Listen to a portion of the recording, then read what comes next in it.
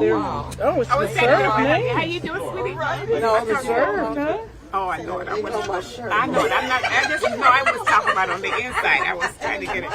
Your nails are pretty. Oh, thank you. They match this perfectly. And my shirt. I need your nails. I didn't even get there. Oh, really? Right. It's deep. Here's your water. Oh, we get water? I know. The ladies were like, oh, we got stuff. We got stuff. We've grown. They need to give us a bigger bus. We've grown in maturity and wisdom. Yes, we have. How's your sister? I haven't talked to her in I don't know how long. Pandemic has everybody. Isn't it something? So disconnected. Yeah. I don't know where we're going to put this stuff. I'm stuck. Right? And the water's a whole nother. I mean, Good morning. Just checking if anyone would like a mask before we take off. It's encouraged, but it's not required. So just checking in. Okay, thank you. Sure. Okay. So amazing because we have to stay and wear 2 masks and not the mask. Exactly. You know, I walked in looking and I saw one lady. I didn't have lipstick on. I grabbed a little liner. But you know, I'm like, okay. I didn't put my makeup on. I was going to keep the mask on. Yeah, so that lady there, like, I got lipstick out, took the mask off, but then I saw another lady with it. I'm like, the lipstick's gonna get in the mask. I'm not putting it on there. I mean, I was so hard. You want your bag up here, sir? About Yeah, okay. Right. Hey, Miss Mitchell. Hello there. Hello there, Kitty. How are you? And I was looking at a picture of you. you must be with Andrea. No, at my 75th birthday. So that's how long. I've been cleaning out stuff, so I'm, finding So out. we go to visit my girlfriend's 92. Okay, so we have to get Yes. way. Out of the way, out of the way, out of the way. Actually, at the time I wasn't, but I had the both shots. I was perfect. But he was boosted. They were. Because 3 of us went. The nurse who went from home to home gave it to him, way. and then he gave it to him. No Yes, way. yes. So, yeah, so on December 26th, I had to cancel my daughter's little birthday party. Because I had it. I told everybody else to get tested, and I had it. Hey, that didn't work well. Oh, good to see you. You too, be careful. I can't catch you because I'm holding the line. So stay up. Stay up. I was not a soft landing. No, that wouldn't be good. Not at this stage of the game. That, right. Sorry. That's not true. We've grown and needed bigger seats. There you It's go. all good. There you go. Good morning. Good morning. The seat taken behind. Oh, they're already named. Not all of them. Just have to go back. Okay. Important people. I know, I said.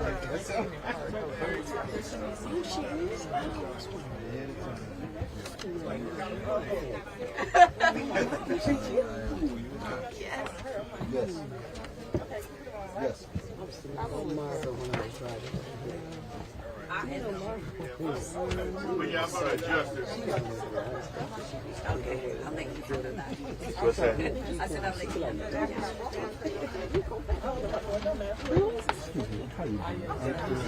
A lot of I ain't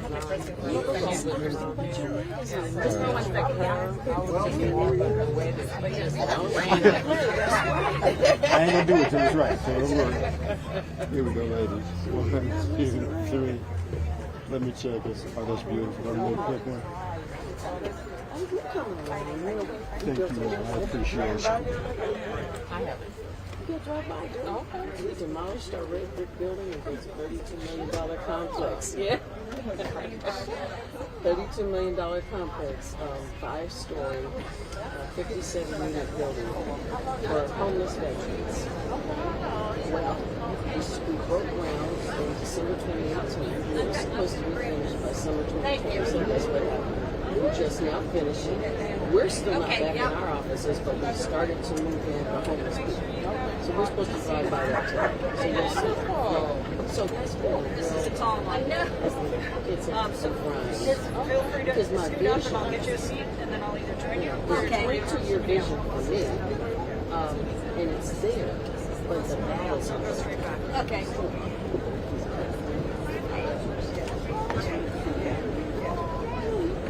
We'll keep going. Keep going.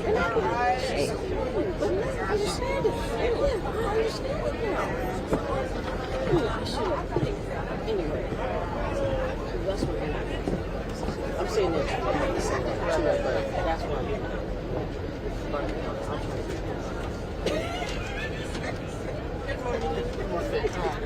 I'm working on some things. I'm working on a few things.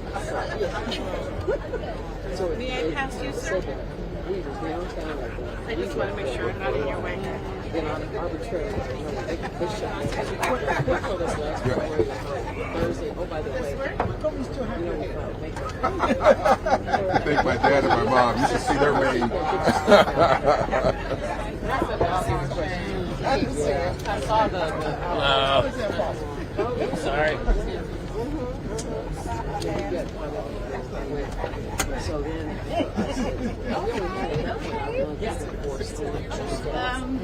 Another seat.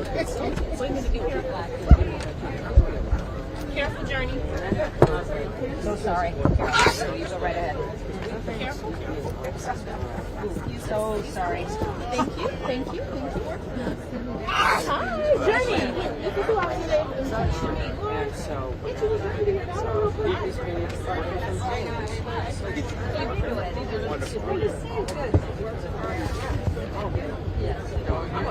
Okay, okay. I want to see the house.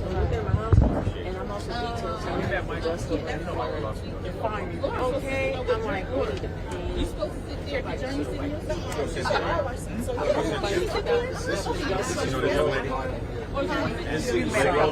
anyway, You did. No, it says my name. That is our PR person. No, they said PR person. Okay, now She's who keeps us relevant. okay. How are you doing? Hello, Sarah. Haven't seen you in a minute. I know, I haven't seen you either. How you doing? I'm wonderful. I keep hearing how you're making it happen over there. That's a good thing. Hi, sweetheart. How are you? You look so beautiful. I like the purple. Thank you. Even though Lakers didn't win, I'm with you, girl. You know what? So good I'm down with the purple. Yes. No, we wanted to. Hey, Sarah. My son actually likes the Clippers. No, I am a Clipper fan. Oh my gosh. And I'm down hard, I'm down with the Lakers. I don't care how, heck or high water. Yeah, they went down too. I know. Wow. Hey, are you a Clipper fan? They went down. East Coast. I'm from Houston. I don't care. Oh, Houston Rockets. I'm from Mastown. Wherever they are. All right. We ready to go? All right, let me do a vacant seat count, and then we'll load the rest up, and we're out of here. I was going to say, even though I make it look seamless, I have people like Mr. Lawson keep me in prayer and lift it up. Okay. Well, I pray for I you mean too. this. His title was wisdom partner. Okay. You guys good? I like it. So the rule is, don't let them see you drop in signs. That's right. I get that. Hi, how are you? I get that. I had a quick question for you. Sure. They wanted a bite back at the station about the Korean community being included in this. I'm just wondering if you wouldn't mind, can we get a quick soundbite right? Yeah, Okay. just take a second. So what am I saying? Just about the Korean community being invited on this event. Where's going? Oh. Where's my Operation jacket? Did I leave it in the truck? Change it into Of course. That's a good idea. Maybe sing that to you. Yes.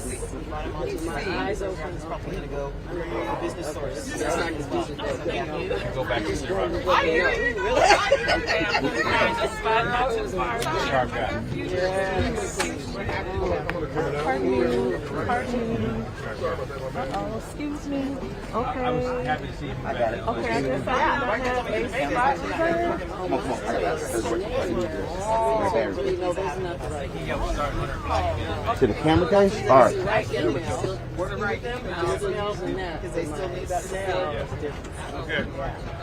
Those are good. I mean, Oh, wow. I'm trying to get you to do something. Something. You can beat those guys. Girl. Okay.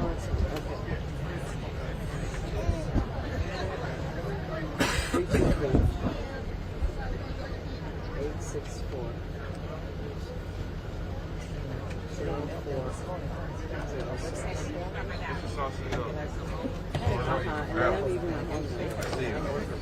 So we have to figure out what happened, where to go, everything to build. 295. Today's a great day in LA. Good morning, John Brown. Good morning. Hello, everybody. Good morning.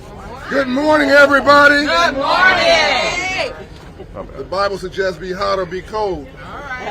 You lukewarm, I'll spat you out. Translation, even God isn't like mediocrity. I got Hypen doing it. Najee, grab Hypen. We're ready to go. What's up, sweet Alice? Hey, girlfriend.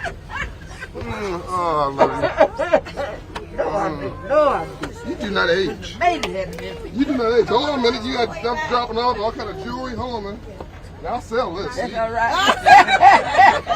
Might be working. Yeah, okay. John is starting on us early. I will show up at the pawn shop. Okay, perfect. All right. This is a beautiful sight. So many. Hey, girls. Thanks for having us. Thanks for being here. Hi, good morning. What's the name? Raymond. Very good. Thank you. Very good. Can I get some love? Good to see you. You too. Can I get some bad wings? And Raymond's like, no, I don't know you. I think that we're sort of keeping your dad's request. How are you? Good to see you. You as well. Oh, what a treat. Guys, you know what's really beautiful about this? That's Is he still fine? Yes, he is. oh no, go ahead. Oh, that's just my chief of staff, Rachel. 20. How many years, Rachel? 29 tomorrow. My 29-year chief of staff, Rachel Dowd. Who bought a house in the hood. Not the hood, the hood. DA-HOOD, the hood. She bought it, now this is 25 years ago. She bought it Rodeo and La Brea. All right. That was the legit hood back then. Now, it's bougie now, but it was legit hood back then. Her family wouldn't even visit her. They said, "Oh, you're gonna regret this. It's doubled in value." Still there. You better Alright, we're ready to go. So I was about to say, you know, Mr. Brian. Yo, what? Ready to go. We'll go. You sitting here? That's my seat. If I'm late, I'm going here. You standing them?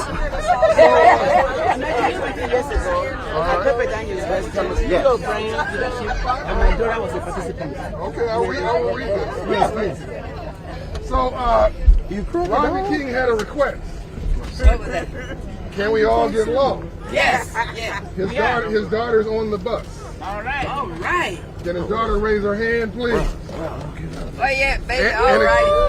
Is there a grandchild also? Yes, and my mother as Where's mom at? Where's mom? My daughter's here.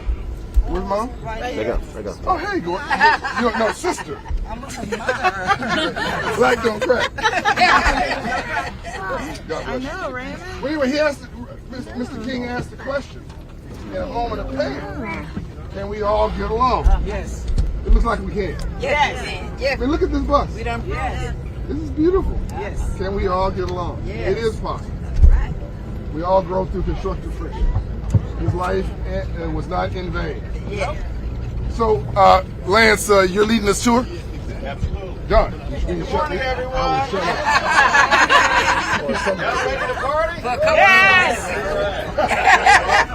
kick it off with Robert Salcedo with Community Build, who's one of our community leaders that are part of this great day for us and is going to kick off our tour. So Robert, over to you. How to manage me, which is shut me up, basically. Shut me up, talk over me, ignore me. We're going to pray for you. And every time you speak, say amen. Listen, this is a hallmark moment for me because I'll talk about community building in a moment, but to make this turn during the riots, I actually was living in Diamond Bar and I came back to help. And so there are several buildings that were on fire here where we evacuated people from their homes. Folks were lining up to go to 30th Anniv. I remember there was a building here that's been rebuilt around the corner on the left that a family got stuck in, so we had to kick the door in. So a lot of memories from that day for me. It was a very emotional 4 days. One of the people that no one's ever interviewed, and if you ever get a chance, you have to, is the comedian, red hair. Red Fox? The No, brother. Carrot Top. The brother, right? yes. Sinbad. Forgive me. I don't know why I got a senior moment. We're just talking about seniors, right? So Sinbad was very active during on the street with his family, helping families. Matter of fact, there's a young man that he kind of adopted because he had their house structure burnt down. They lived above a liquor store. He helped them get housing in San Pedro. The grandmother had systemic lupus, has since passed, but he worked with that young man and continues to be involved. And it was just those are the quiet hero stories that we didn't hear about. And there were a lot of those that I got a chance to experience during the riots. I call it riots, but they say civil unrest. And it was just an emotional time. This block, we're just passing 30th Anniv, was loaded with people helping. I'd never seen that kind of a cadre of individuals come out to make sure this entire block was full of volunteers and people helping people. Hey, Robert, can I also just say... Amen. Amen. You'll just ignore me. This block was bought home by home. First of all, this was the Black Beverly Hills in the 30s or 40s, but this block was bought by Reverend Cecil Chip Murray for the church, for Fame Renaissance, for 30th Anniv Church. Every home was purchased and turned into a center for empowerment, for healing, and housing. And oftentimes, our church leaders don't get credit for being community leaders and economic leaders, but Reverend Murray, who I talked to just this morning, 92 years young, and would have been here, but it was a miscommunication. But he wanted to let you know that he is still on the move, and all this is to his credit. Right. Yes. That's a very important thing to note. And this block, prior to them buying, had a lot of drug houses. Yep. And they cleaned that up and understood that some folks were actually relocated to the desert as a result of it. That was a joke. They were asked to leave the community, and they aggressively. So that was the community coming together. And that was the gathering spot for after the civil unrest. All the races, all the religions, both political parties came together in Reverend Murray's office, and he said no drama here, and everybody listened to him. If it wasn't for Reverend Murray, you would not have had peace in South Central after 1992. And then behind us, we just passed, was the old hospital that was founded by several African American doctors. It's now being turned into housing, and on our left back there. And then on the right here is the Ross Medical Plaza. So some of the African American doctors got together. This was one of the first developments of African Americans in the city around healthcare. And so Dr. Leon Banks, Dr. Donald Stovall, and a number of other doctors from that period. If you grew up in this community, you either went to Dr. Banks as your pediatrician. If you were going to have a baby, you went to Dr. Donald Stovall, the women did, and several other physicians in this building up here on the right. Now it's labeled Underwood University, but it was a great asset for many years to the community. A little bit about Community Build. We're a legacy African American organization. This year also marks our 30th year in operation. That's right. I took on as CEO, actually, this month is my third year as CEO. We've grown from $3.2 million in revenue programs to $7.5 in the last 18 months. And I know sometimes he thinks I just say this, but I could not do what I do without people like Michael Lawson supporting and lifting me up, because this is not easy work, especially during this pandemic. I lost 5 people in the last year, the first one being my dad. So it's a very emotional time for me to go through that. But we do a broad spectrum of services. We launched also, Urban League is a part of this, as well as several other organizations, the Community Response System of South LA, which became the safety net for urban America. We together collaborated on distributing over 30 million pounds of food to date. 32 nonprofit organizations coming together, thousands of computers for the kids, teaching instructors how to teach in a Zoom environment. We now have an education committee, public policy committee, health committee, mental health committee with that, and it continues to grow. And that's the CRSSLA. You can go to crssla.org to find out more. It is a project of Community Build.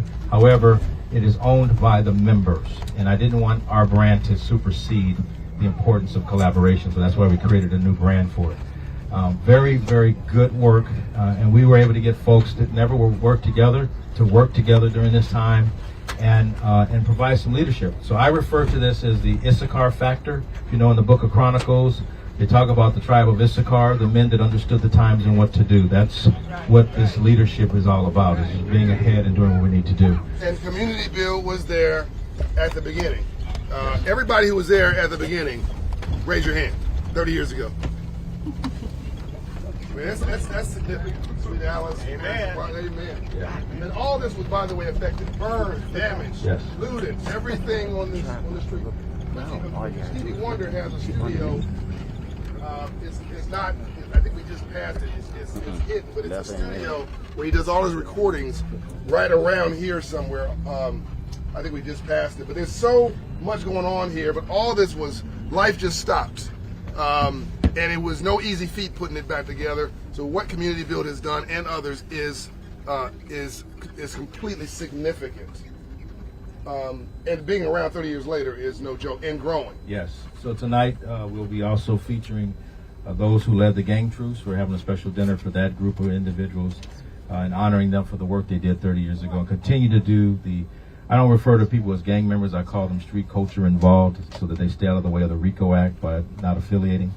As you all remember, a couple of years ago in what was called the Jungle Baldwin Village, 900 people were arrested. Over half of them hadn't been affiliated in 10 years. But they went to prison because they were holding up peace signs and pictures and still claiming to be a part of something. So I tell them, don't even affiliate. So these are the types of, this is the work we do. During COVID, we helped 2,700 people find employment. 88 people went from the prison door to our door and to work. And we were able to help them fund their housing. And as we come into Koreatown, very important part of Los Angeles, it continues to grow. If you don't know the Korean community history, it's very close to the African American community. So the Korean community originally came to America because America is their missionary field. A lot of people don't know that. And so they came here, as you know, there's many Christian churches within the Korean community, and they made America because they saw the need for missionaries to be here. And Korea is one of the largest missionary groups in the world. And I'll have you speak a little more about that. This is the great.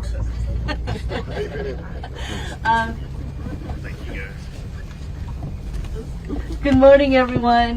This, I believe, is this Western? Are we on Western? We just turned on Western. Olympic. Okay, great. So this is where actually Koreans in the 60s started to congregate. So just like everyone else, Asians were also discriminated. And pretty much they used to live on like Slauson, Adams, Western, and Vermont. And when the law released people, I guess that's the right word, they started to congregate on Olympic, and all the stores and churches played a very significant role. Even to this day, 75% of Korean Americans are connected to the church.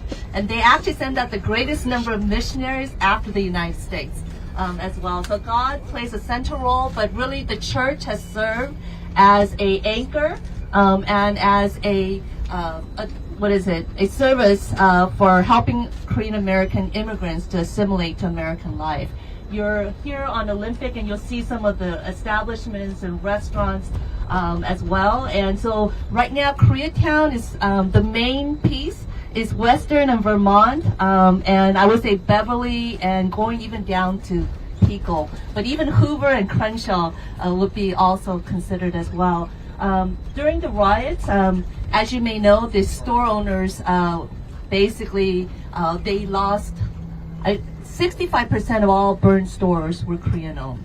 And unfortunately, the police did not respond. They put a perimeter from Koreatown and below. So all of us, we were kind of stuck together to fend for ourselves. And you might have seen some of the rooftop store owners that were not just actually store owners, many young people responded to serve because again, the police was not there to help the community. I do want to say that the last 30 years, there's been many attempts to bring our communities together. And actually on many fronts, there's a lot of great love.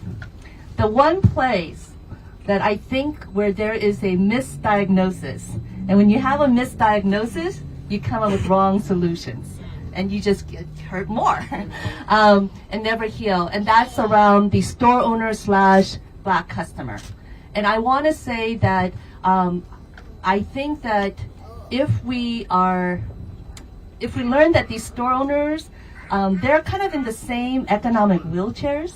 I don't know if you know, but $150,000 store, they net about $2,000-3,000 before payroll. And that's supposed to cover 4 people's salary because of the long hours, right? And it is the most dangerous job of being killed after taxi driver. Number 2 is convenience store employee. So that's kind of the reality of our community. And I know that with Latasha Harlins and Sun Jadu, that's like a no-no. And I have to honestly confess that is one that I was afraid to touch. I'm happy to say this morning I was with Shanice Harlins on Spectrum One show. We even kissed each other as well. And I feel that the 30th anniversary, I feel this is God working. I felt like God had given me an assignment, and for 2 months I held on, afraid to call. And with Najee's help and push, I finally called. And it has led to what this morning, and she'll be joining us on stage for the Light of Unity this evening at 7 p.m. at Tapestry LA. But I want to go back with even Sun Jadu. I think of Latasha and Sun Jadu as both victims.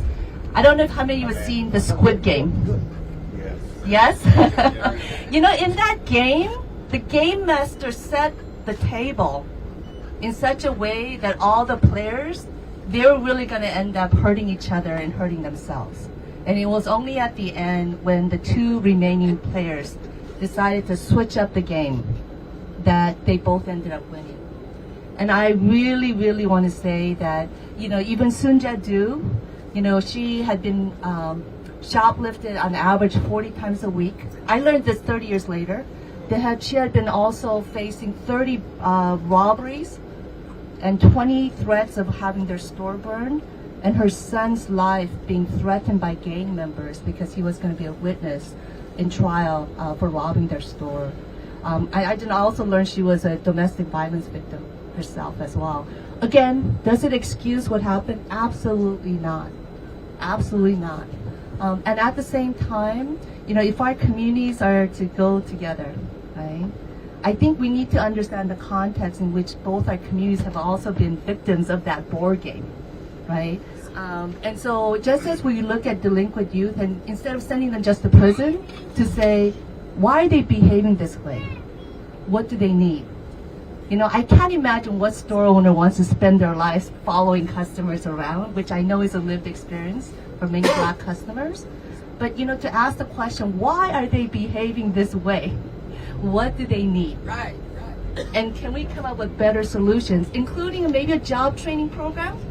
And actually, I got a taker yesterday at the Brotherhood Crusade with Curtis and Leon. But basically, job training where the store owner is a win, they get extra help, without having to pay. And, they might even get an ambassador with a person seeing what challenges the store owner deals. Second is a win for the employee. They get paid, they get job skills, maybe even business skills to start a business. It's a win for the community, better customer service, and someone who's unemployed becoming a productive member of society. So I just want to say again, thank you. My strongest mentors have come from the Black community. My organization, Faith and Community Empowerment, we've had over 800 partners from White House to Fortune 500. We have helped a lot of people, whether it's home ownership, and by the way, Black and Korean home ownership rate is the same at 42%, even today. So again, we're in those same economic wheelchairs. But I say a big thank you to first Reverend Mark Whitlock and Pastor Cecil Murray that we're all honoring. Yes. And so again, I think that we have a lot to gain, and I'm very grateful. And last piece, I just want to conclude. This topic around store owner, Black customer, I feel like there is some breakthrough. And I want to say that, I've always felt like having a boyfriend that your parents don't approve between the store owner and the Black leaders. But I had a breakthrough with Reverend Mark Whitlock and so many others, and he's led to some amazing partnerships, including with Dr. Barbara Williams Skinner, with the Skinner Leadership Institute, the former executive director with the Black Congressional Caucus, where we have done some joint events on voter justice, COVID-19, and when Justice nominee Ketanji Brown Jackson was being,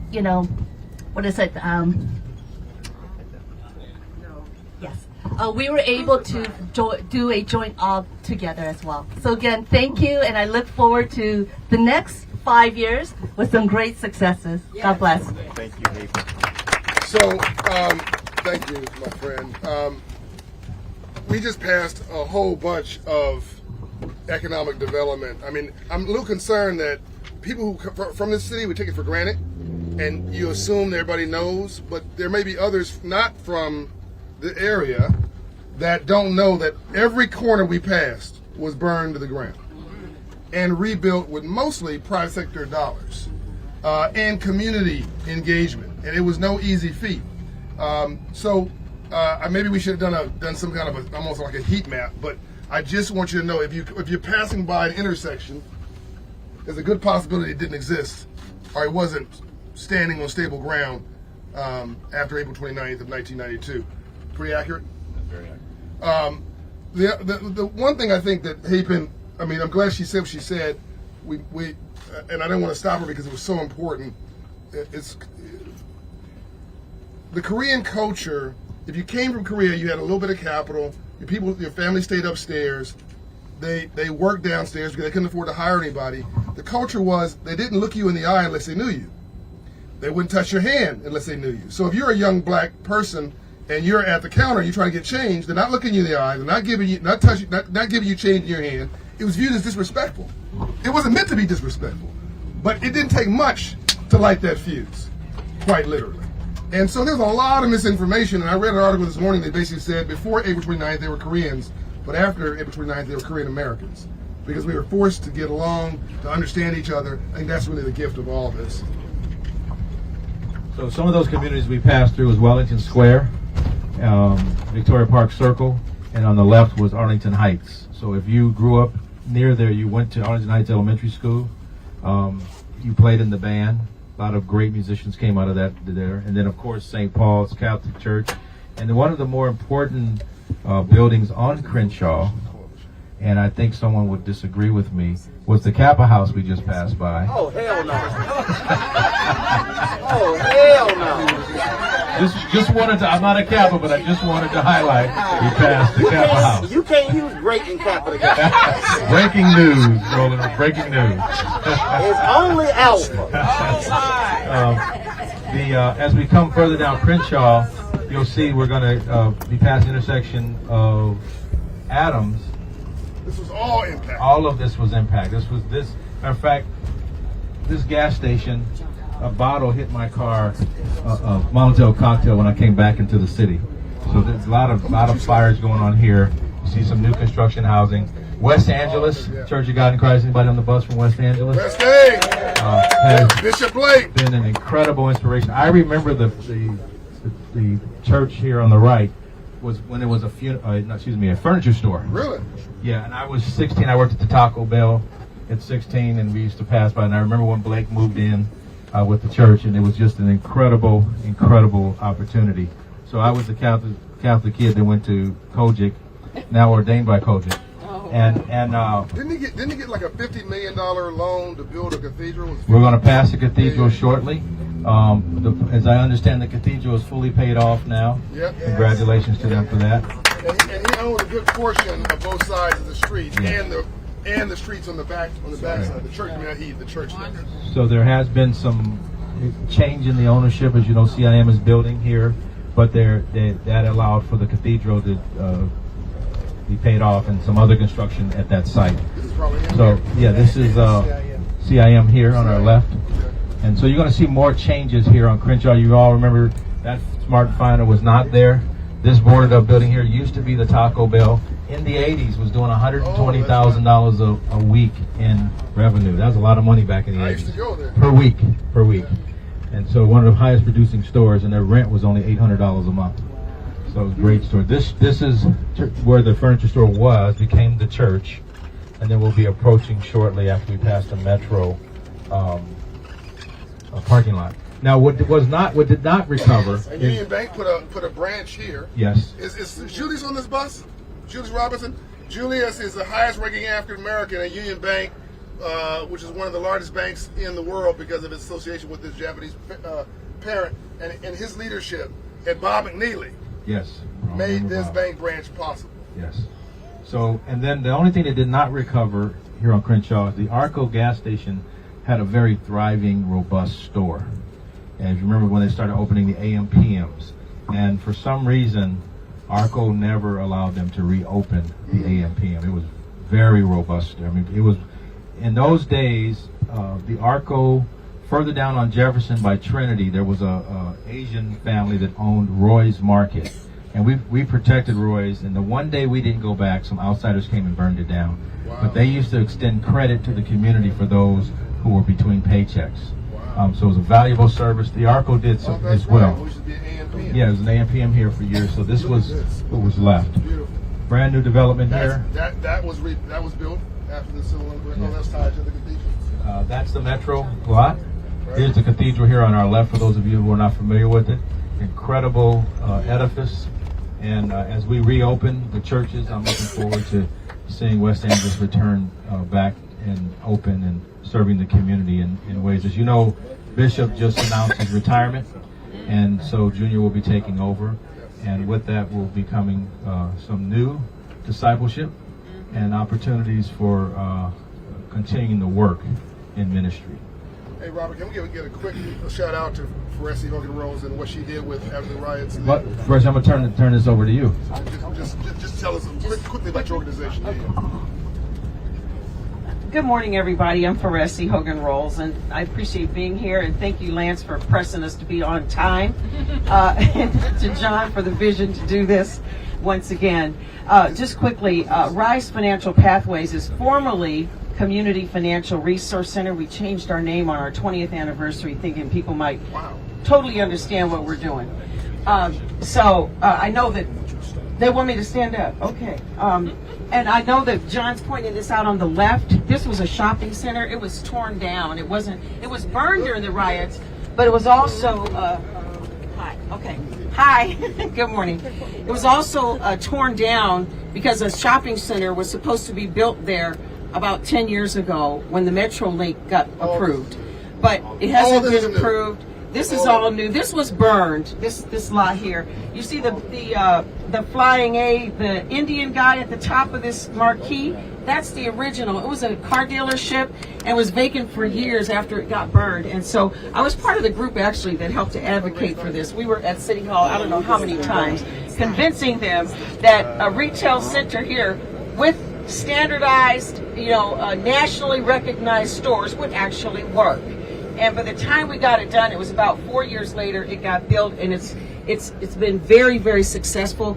The old bowling alley that was there with the Asians, Japanese, and the African Americans is right there. Anyway, John didn't ask me to do all that. Okay, I'm trying to do two things. I'm gonna do what he asked me to do. Okay, that was Lulu Washington on the side. Okay, so CFRC, Community Financial Resource Center, was brought together by Mayor Bradley as a result of the riots. And I call it riots because I feel like people really rebelled, and it really was, anger and frustration, and it was a riot to me. And I was standing there, right, when it happened. So we're located on King and Figueroa. Mayor Bradley asked the banks, the community, and the city departments to come together to come up with a strategy to meet unmet credit needs in South Los Angeles and other underserved communities in LA. Long story short, and this was burned too. This grocery store right here we just passed, it was burned up too. This whole thing, part of it was over there. And so when we got together, it took about 18 months to pull together everything that needed to happen, including loan funds and community-based programming for it to happen. And there were 38 banks, about 35 community leaders, including Juanita Tate, Marva Smith, Battle Bay, soldiers that were ground soldiers, John Mack, all had an influence on what happened. Yes. Everybody look, as we're driving, I want you to look down these streets, and if you didn't know where you were, you wouldn't know where you were because it's beautiful. Right. Tree line, well maintained, black and brown owned. Don't say we don't have to take care of our community. Not only that, none of it was burned during the riots. Right. People passed right by it because everybody knew who was who. So finally, what I want to say is after 18 months of work, because prior to the riots, we had actually started to work on the Los Angeles Community Reinvestment Committee because Mayor Bradley had pulled it together, but none of the banks wanted to put the money in. But then when the riots happened on April 29th, suddenly they were like, oh, we got to put the money in. So suddenly we raised a couple of $1 million and opened in March of 1993. And so we're still there today. We're going to talk about it a little bit later because we're going to drive by that. But I wanted to share that because John asked me to. So thank you, Robert. We're now in Leimert Park. Good job. And what's interesting is Leimert Park, Baldwin Vista, Baldwin Hills, View Park are somewhat in the transition with gentrification. And so as we continue to talk about home ownership and finding affordable ways, we've got to work hard to keep families in these communities. I think there was a study done, and forgive me for not knowing who did it, but there literally are no African American communities in Los Angeles anymore. There are African Americans that live in communities. And that's saying a lot. That's saying a lot. And so as we see the community transition, I mean, I've watched our block go in the last 7 years to 8 non-African American families. And everyone has a right to buy a home anywhere they want to. We get that. But the way we're going to have to continue to practice collective economics is really to maintain our communities and the affordability of it. So what we're coming up on, when you cross over the intersection, if you could stop in front of that building with the green awnings. So this is the corporate offices we're coming up on Community Build. But before I talk about Community Build, on our left is Fernando Pulliam's arts program. Wasn't this Marla Gibbs? Yes. Yeah. Yes. So that was the first vision thing, the Hope Inside. Lance, right? It was Operation Hope right there, right? So hold that thought. Everybody say amen. Okay. So on my left here is the Regency West and Fernando Pulliam, who does a wonderful youth arts program, galleries. If you get a chance to come back, over there is a Z's Gallery. Right here, we're going to stop for just a moment. This is the corporate offices of Community Build.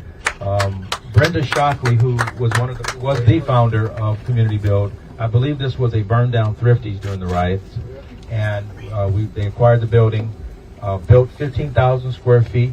On our right is Aki Bamboo, the restaurant. I'm going to hold off for 1 second. And then the restaurant you see here on the left was closed. Community Build was actually going to open up a social enterprise. In the windows, you'll see Blackson Cinema, a pop-up art display. And then the Barbara Morrison Performing Arts Center is here in the building as well. And we'll continue to keep it that. And then this is a pocket park. You can rent it, by the way, for outdoor activities owned by Community Build. So new faces in familiar places here in Leimert Park. On our left is the new construction for the Vision Theater that's coming, hopefully opening up next June, I think. It's been behind schedule, but they're still opening up. Art and Practice has it. Oh, if you haven't had a chance, please, there is a incredible museum right here on the corner, owned by Art and Practice. They're just reopened. They've always got evolving art displays. Make sure you stop here when you come through. The historic Beauty College is here. It's been here for, I am told, 100 years. Marla Gibbs used to own that whole block, by the way. And Marla did own that entire block at one point. Right here on our right-hand side is the new Metro line that will be opening, grand opening June 18th, the weekend of Juneteenth. So you'll hear more about that, and we'll be assisting in that effort. And then as we make this turn on the left, I'm going to turn the mic over to our wisdom partner. Everybody say wisdom partner. Wisdom partner. Mr. Michael Lawson, who will talk to you about the Urban League.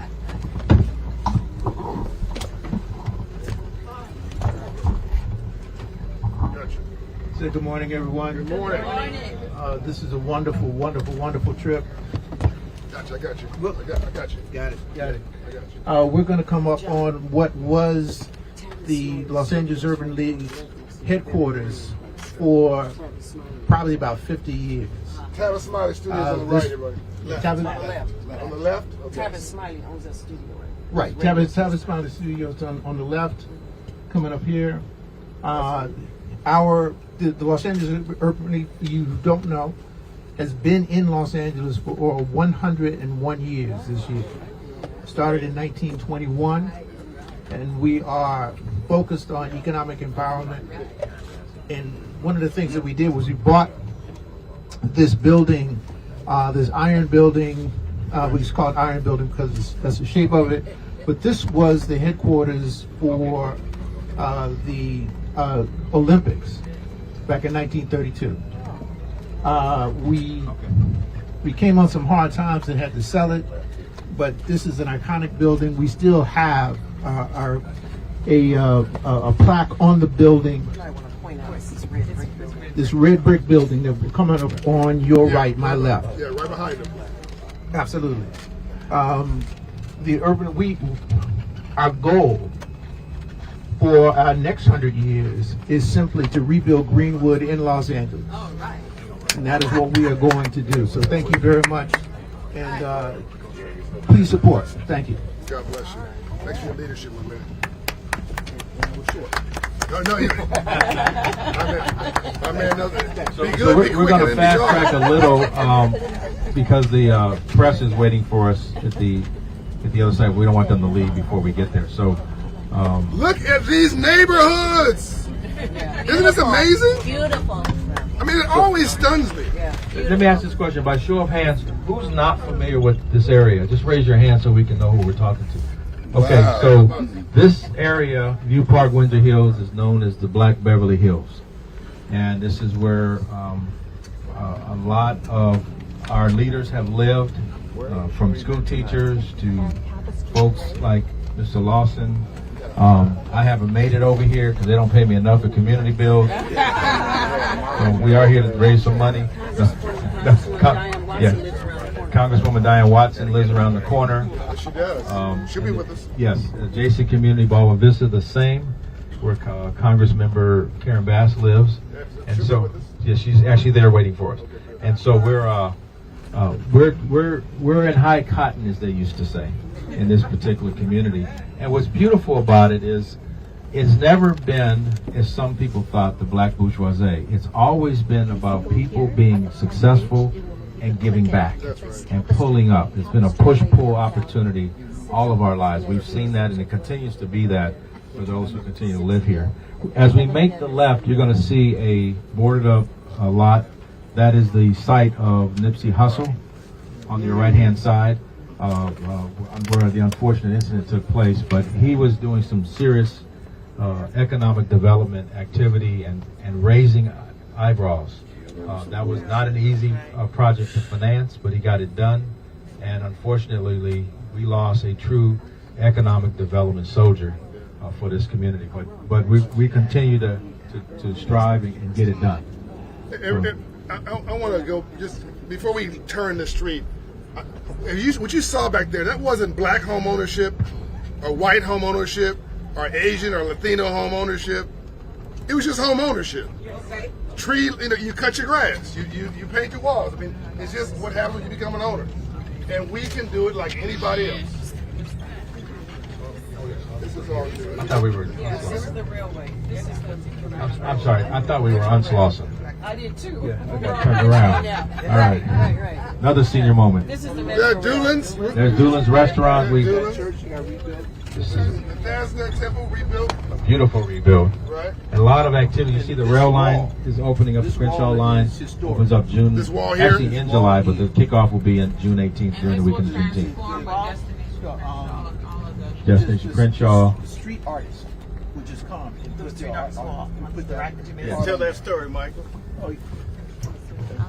So the wall that we just passed on your right was just an artist's way. It was just a wall that the city built, and artists came on their own and started painting murals, and it would just change. This was a dynamic wall. It still is a dynamic wall. And it just changes month to month to month. People they respect the work that was there, and they add new ones. And it's one of the reasons why we are putting up the Destination Crenshaw, because now that we're going to have this rail line above ground, this is going to be part of the artistic work that you will be able to see as you traverse down Crenshaw. So no, that is a special wall, and the thing about it was that it was created by the community. The new charter school to the left. New charter school to the left. Thank you, Mike. So I'm sorry, I thought we were. So when we make the left on the Slauson, if you look to your right, you'll see the location, Nipsey Hussle. Also on our left. This used to be Automobile Row, also, right? Correct. Yes. Correct. Yes. Where the school was, there was an auto. Right. And then right here, this small historic fire station, Community Bill will be taking this over as one of our sites. Right here where the vaccination site is a historic fire station. Okay. And black firefighters. And so we'll be doing some community events and training and so forth there. In partnership with a number of other community groups. All this in fact. Nipsey's on the right. Right there, Nipsey Hussle on the marathon. This coming here at the light. All this was rebuilt. This is so here's an interesting site here on the right. It's boarded up. Right here? Yes, it's going through entitlements for 35 units. If you have a check to write, you could probably buy it right now. I can talk to you about that offline. But anyway, that's a site that's marked for development. Okay. Any questions? Any questions? Are you enjoying this? Good.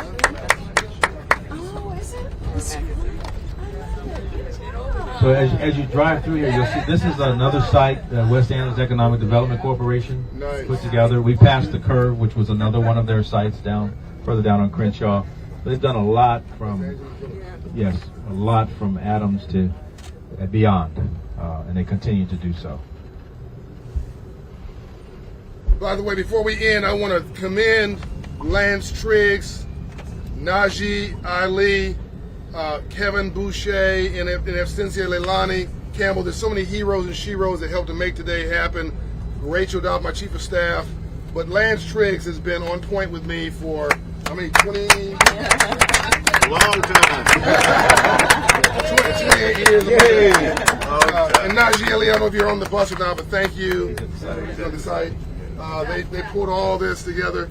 And she can't stand up right now, but I failed to introduce my beautiful wife, Shaytra Dalton Bryant.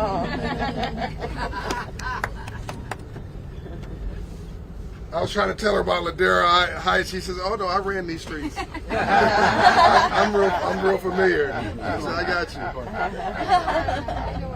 She knows where she knows where she's putting up real estate values on her phone.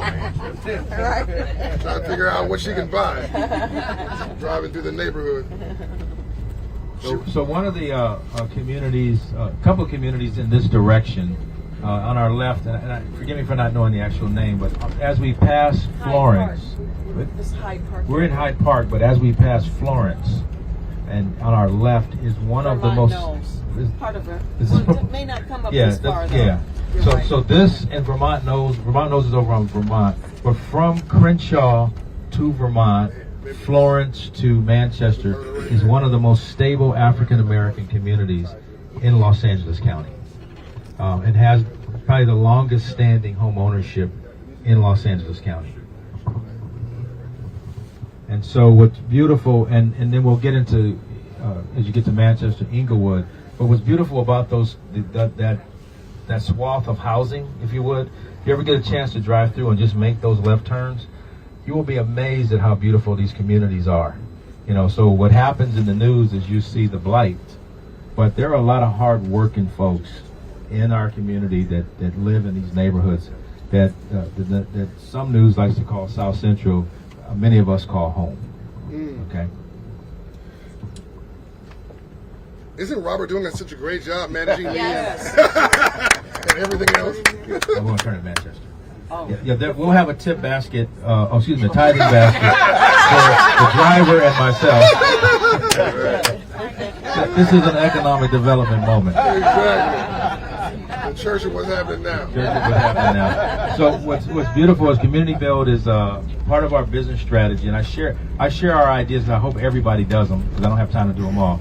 But one of our strategies is to look at nonprofits that are in trouble, who have real estate assets, absorb them into Community Build, and then build those assets out. So we're doing our first merger in 60 days, and we'll be looking at building about 120 units. That's really smart. Or we've done something, I've just started a conversation with Amazon to say, why don't we do a mixed-use housing, incubated businesses by Amazon on the ground level, distribution center in the back.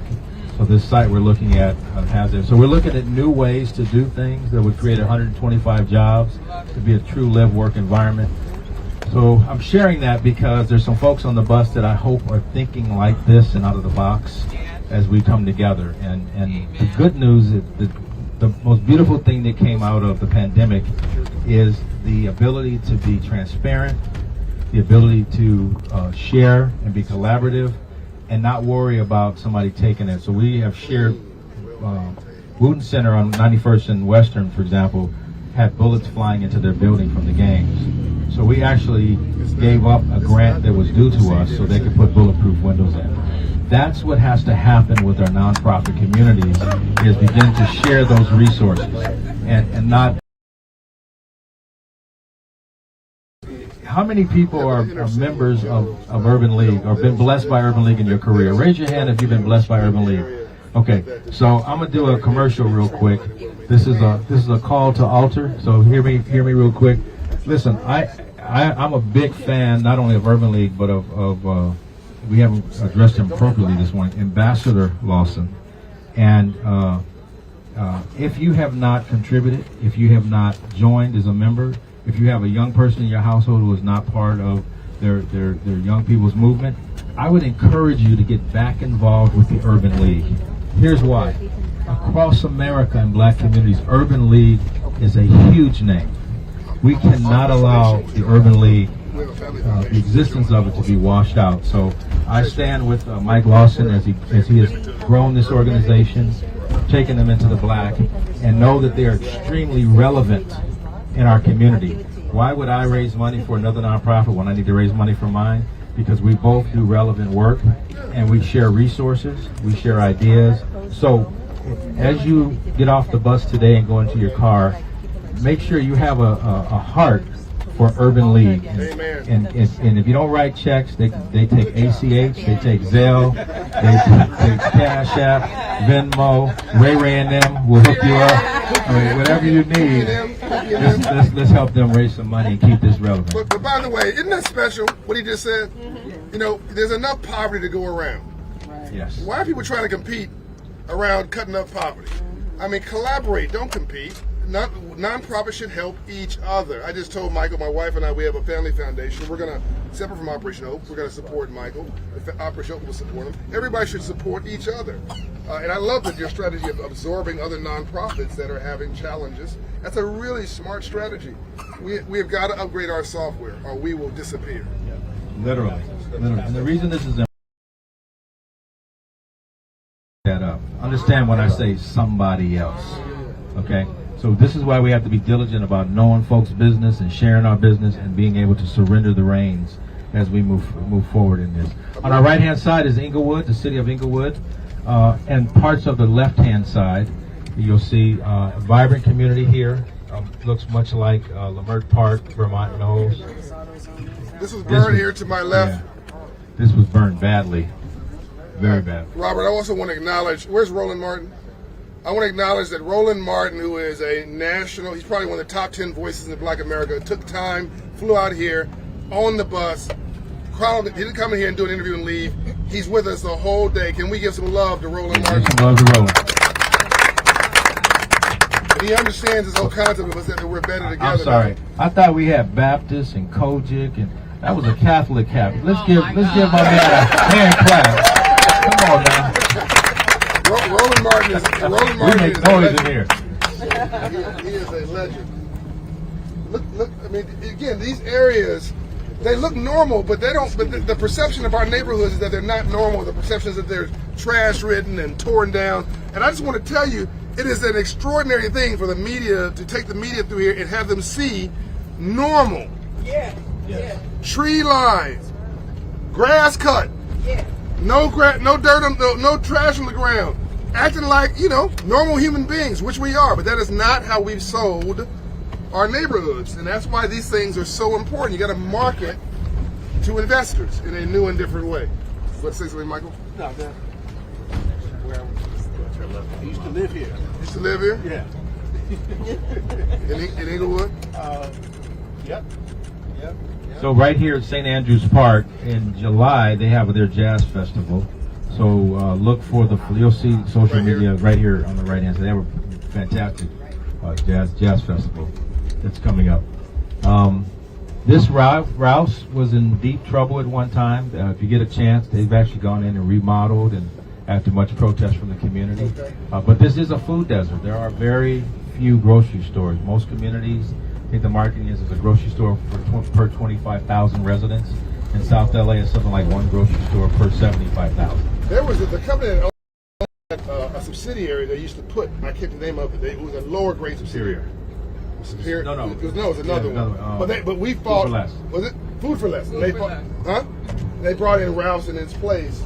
By the way, I want to acknowledge on Community Build, the first investor in Community Build, as I remember, was actually Maxine Waters. She got public money to go into Community Build in 1992. She never got credit for that, but I wanted to just give her that acknowledgement. Congresswoman Maxine Waters. And as we come up on Vermont, we won't make the right turn, but if you look towards 88th Street off to your left, you'll see a group of apartments. That's the Community Build location. We have 62 units of permanent supportive housing. We have another youth center there. And above, Sharp Mental Health Services is our client. And that was the first Triple H project to come online, and that was done in partnership with Works, Women Organized for Resources and Knowledge. And so it's great. Isn't this the intersection? No. Florence is. That was the flashpoint, but this Normandy and Manchester, this was burned up. Oh yeah, this was. This was burned that's up, right. but the flashpoint of the riots For instance, wants everybody to know, this was burned. This whole, basically every corner you come to, the intersection were burned, but this one in particular was pretty much level. And that's why we got that new McDonald's. Right. She's noting the new McDonald's that went in just south of us. The flashpoint of the riots was Florence. That's right. And it's all, is Louisiana Fried Chicken still owned by black people? They still sell black people food. Okay. When they sell Chinese food too, that's when we know it's probably not black people. So just honestly, I don't think so. Franchise differently. Right. There's so much opportunity in our neighborhoods. My God, you just look around. I mean, it's just, there's a McDonald's there, but look at this. Yeah. When we make the left at Vermont, you're going to see on the right-hand side some empty land that has been blighted for over 30 years.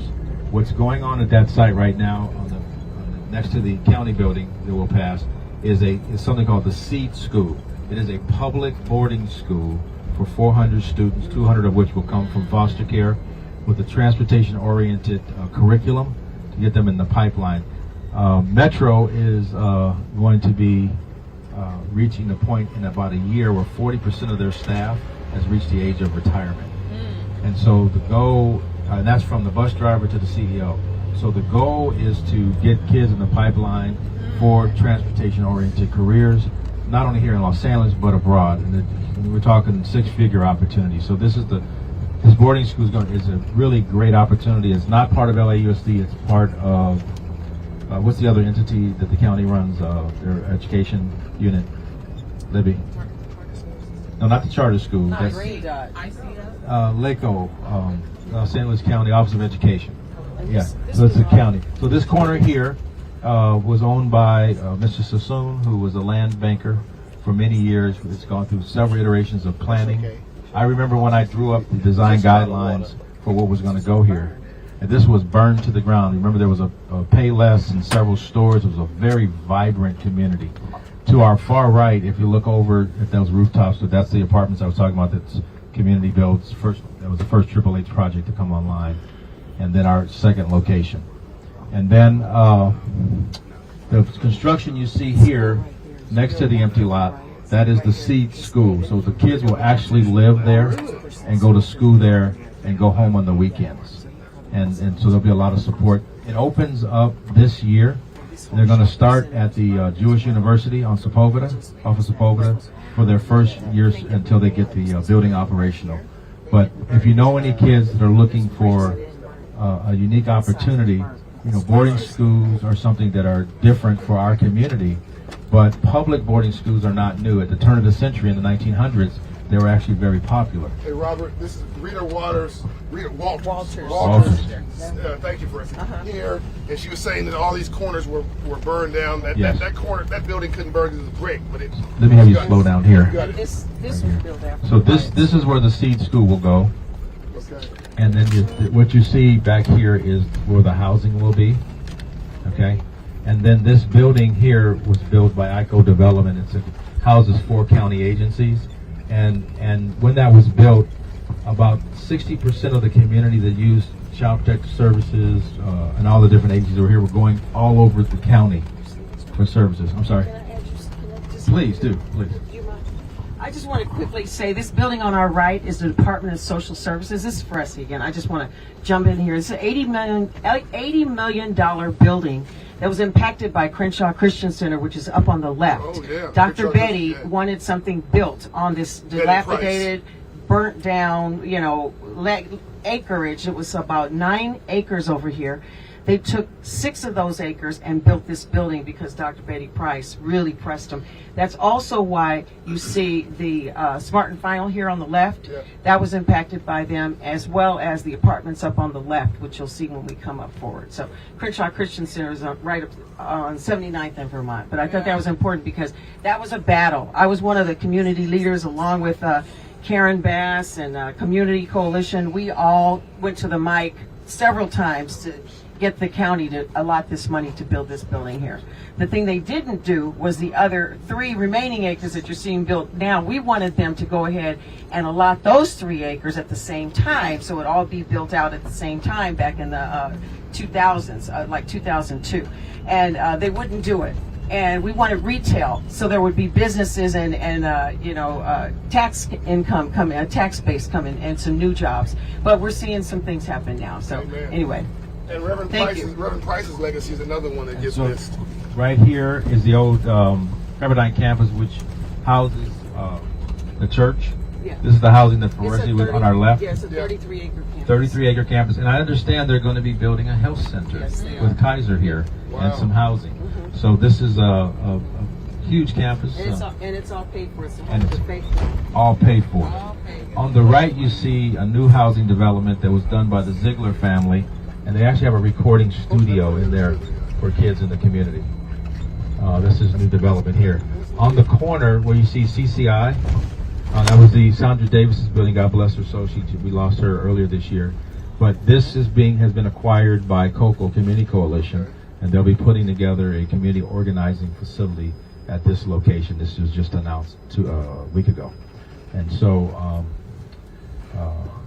this is what happens when you sleep at the wheel. I missed it. So, Can't catch 'em all. but you know what? Coco is a great organization. Well, if we did we pass them Yeah, already? we passed them. Yeah, so they're back there. They recently announced that they paid off their building. And they paid off their building as well. So a lot of great stuff happening here. So this corridor, you know, if you look at the developments like here on the right, this is the impetus for changing the community. Here's the challenge. As we get further south, 79% of the community has transitioned from African American to Latino. And so where are we going? Out of state, Riverside, San Bernardino, Lancaster. So we've got to hold on to our property. We've got to maintain our businesses. Yeah, this shopping center was burned here. On the right, on the east side, was burned. You left the church's chicken alone. I'm just saying. Didn't Marva Smith Battle Bay have something? Yes, I'm gonna talk about it. Marva Smith Battle Bay, yeah. God bless her soul. Marva Smith Battle Bay, that was a bad sister. Oh, she was. Yes, You didn't mess with Marva No, Smith you Battle did Bay. Detroit. Huh? Detroit. That's it. You all right, Mike?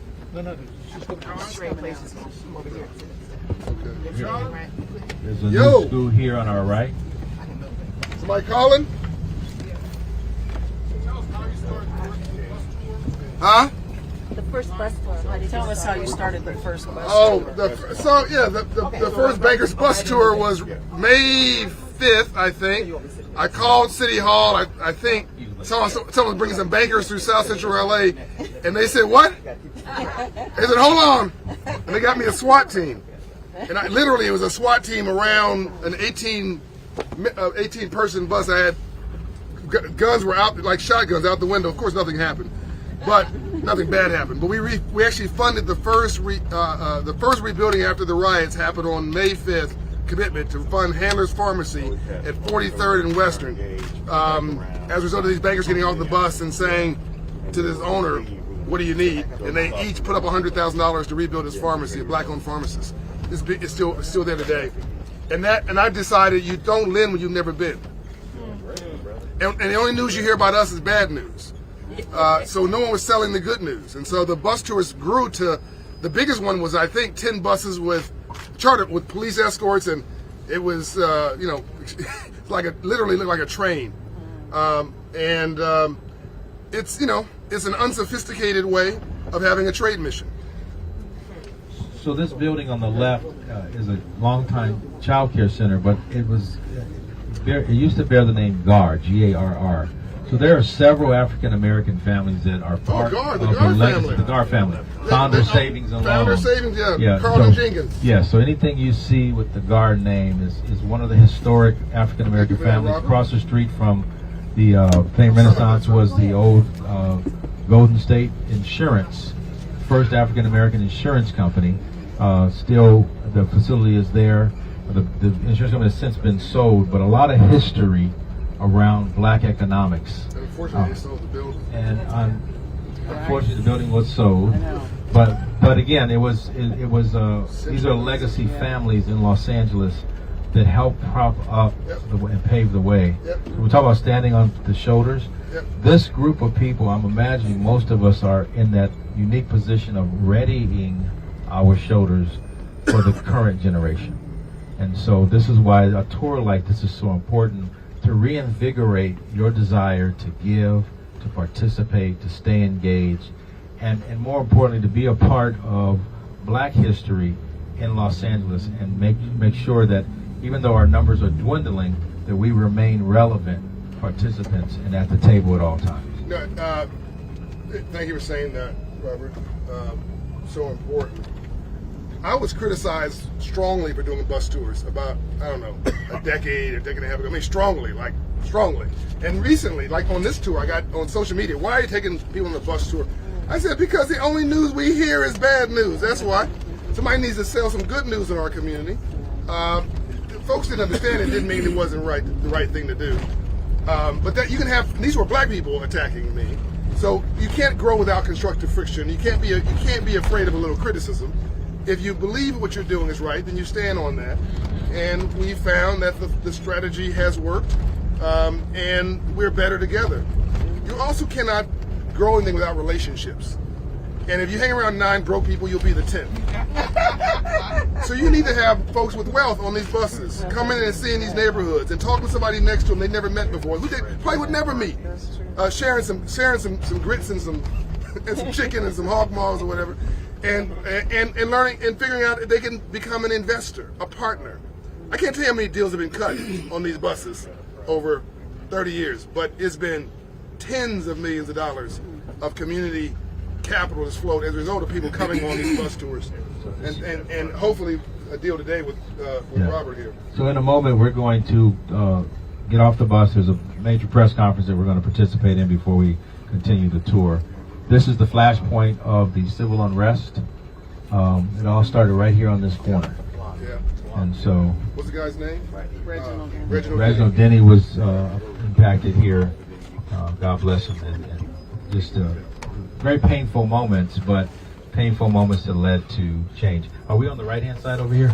Okay, so we're going to exit the bus and go to the right over there in the far end of the gas station for the press conference. Thank you so much. Can we say thank you to Robert? What a great job. Great job. Thank you, brother. And we have Mel. Come on up, Mel. Yeah. Let Mel come through. Just wanted everybody to, so you know, my better half, Shadra, Dalton, Bryant. Sorry. You okay? Sorry about that. Okay. Come on, Mel. I'm gonna get off. Go ahead. Robert, great job. I love that merger thing you're doing, man. That's great. All right, so we can get off the bus. My jacket is can you grab my jacket?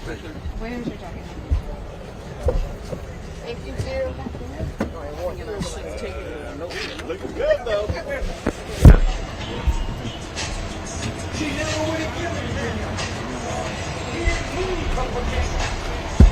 Everybody else gets out here. Can I get a shot of you at that sign? Yes, ma'am. Where are we going?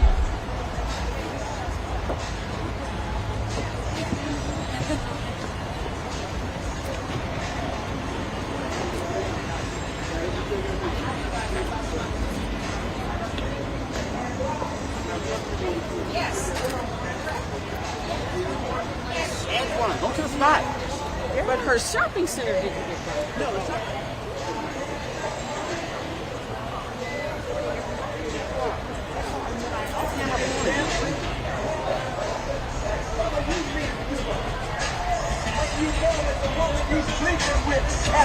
Hold on. I know, we got. Okay. I'm looking out for you.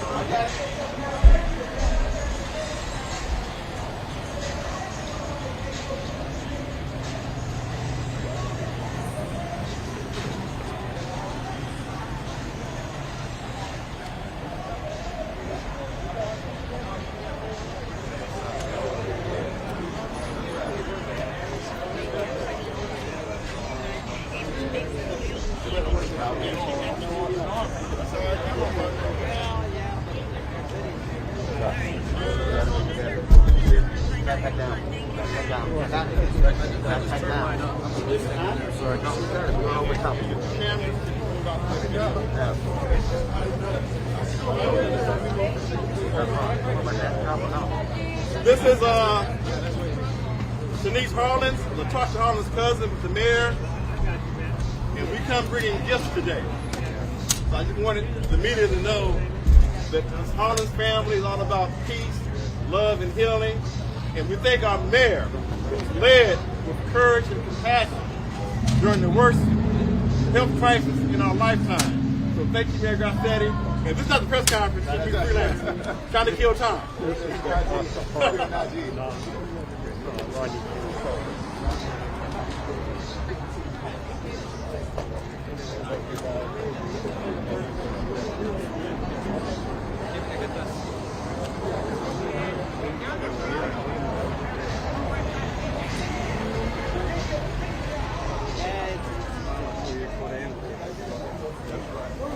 I didn't think you needed.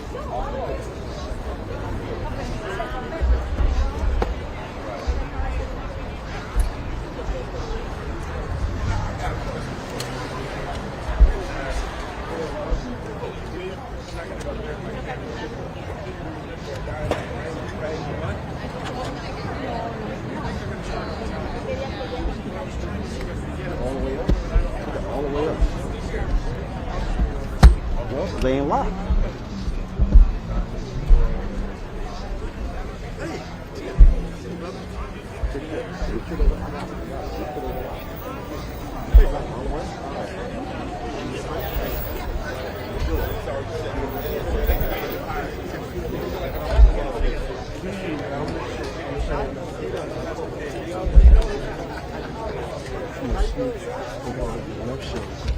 Do whatever you need to do. I'll shoot around.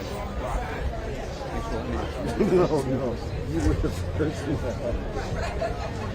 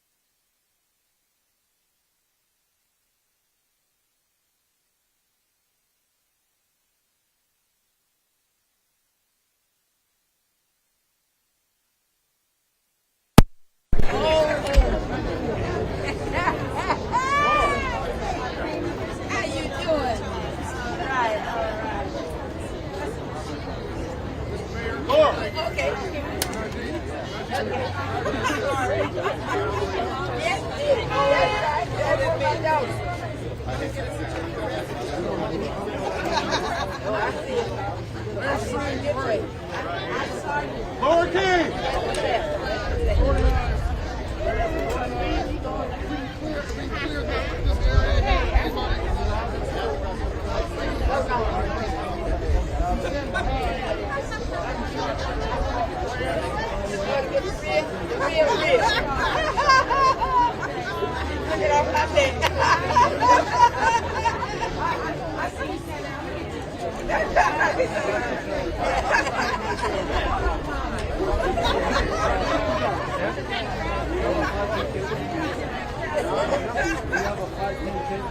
Hey, Mayor Garcetti, you're a pretty hard guy to reach.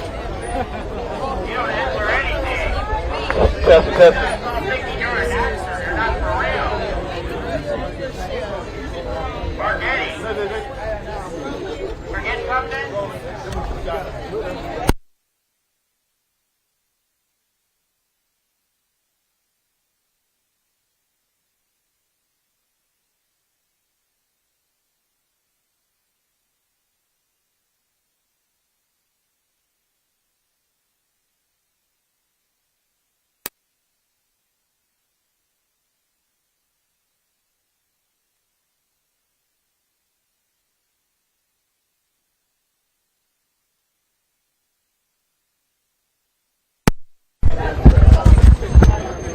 Test 1 2. Test. Excuse me.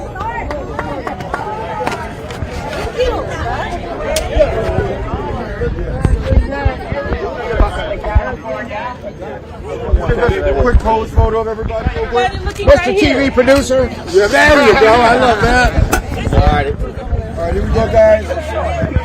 Beautiful. Thank you very much, guys. I got what I need. All right. Tosh, you got it? All right, Say hi to sweetheart. time, please. Bring you up real quick. All of my telegrams, all of my texts. Yeah,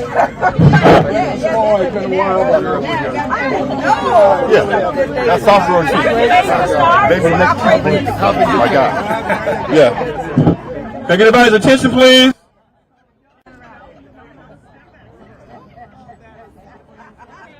I need all the photographers to take a step back. The press conference is about to start.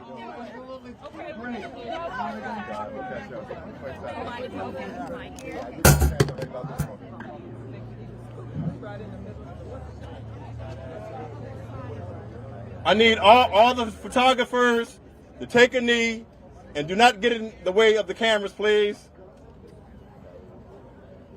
Is everyone ready? Okay, everyone ready? I'm Najee Ali, Community Relations Ambassador for Operation Hope. 30 years ago on this date, our city went through the worst crisis and one of the darkest days in our lifetime. But 30 years later, I am proud to say we stand here united as one city. 30 years ago, if someone had told me that the family of Rodney King, the family of LaTosha Hollins would be standing here in unity with the Korean American leaders, with Mayor Garcetti, with Chief Woodyard from the LAPD, with Congresswoman Karen Bass, in unity, I would not have believed it. But thanks to the leadership that we have in this city, 30 years later, things are much better because we talk about the bad things that happened 30 years ago, but I say, let's talk about the good things. The good things is that we had several leaders and nonprofits that were born out of the civil unrest, such as Community Build, now led by Robert Salcedo. We also have a group called the Community Coalition that was co-founded by Sylvia Castillo and a young activist named Karen Bass, who's now a congresswoman. We also have someone who 30 years ago, no one knew who he was. But now, 30 years later, it is without question, he is one of this country's young, top business leaders in the financial world as well as the nonprofit world. So 30 years ago was the birth of Operation Hope and John Hope Bryant, who 30 years later has brought us all together on this important day, this important tour. So thank you, John Hope Bryant. God is good, isn't he? You cannot have a rainbow without a storm first. It's a scientific fact. The Bible also suggests, be hot or be cold. If you're lukewarm, I'll spat you out. Translation, even God doesn't like mediocrity. There's nothing mediocre about this day. There's nothing light about what we did this morning. It's heavy. It's heavy with responsibility, with accountability.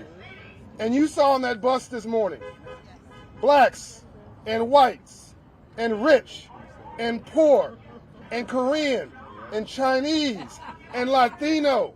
You had Indian. You have all cultures and all really professions, community, government, the private sector working together, because we realize today something we did not truly understand in 1992. We are better together. Rodney King's daughter is with us today. You'll hear from her. She was on the bus this morning. I remember one thing that Rodney King said, and it really is in the spirit of Sweet Alice Harris, who's here to my right, who hasn't aged in 30 years. Parents of Watts. Something that Mr. Rodney King said then was, can we all get along? Yeah, that's right. Can we all get along? Yes. I think we've proven today, as you look at this tapestry of Los Angeles, that this is a role model example for the entire country, and arguably with what's going on in the world today, for the entire world. That we are one people. We are one race. We are in one place. That is this place, and we must make it better. And what you've seen after the Rodney King riots of 1992, in the 30 years since, when Mayor Tom Bradley had a vision, but couldn't pull it off by himself, so he brought the private sector in and got the private sector to invest in an inner city, we take this for granted now, I'm going to say this slowly, to invest billions of dollars in an inner city neighborhood. And look at it now, thriving. Yep. No, that deserves some applause. Yeah. Billions of dollars,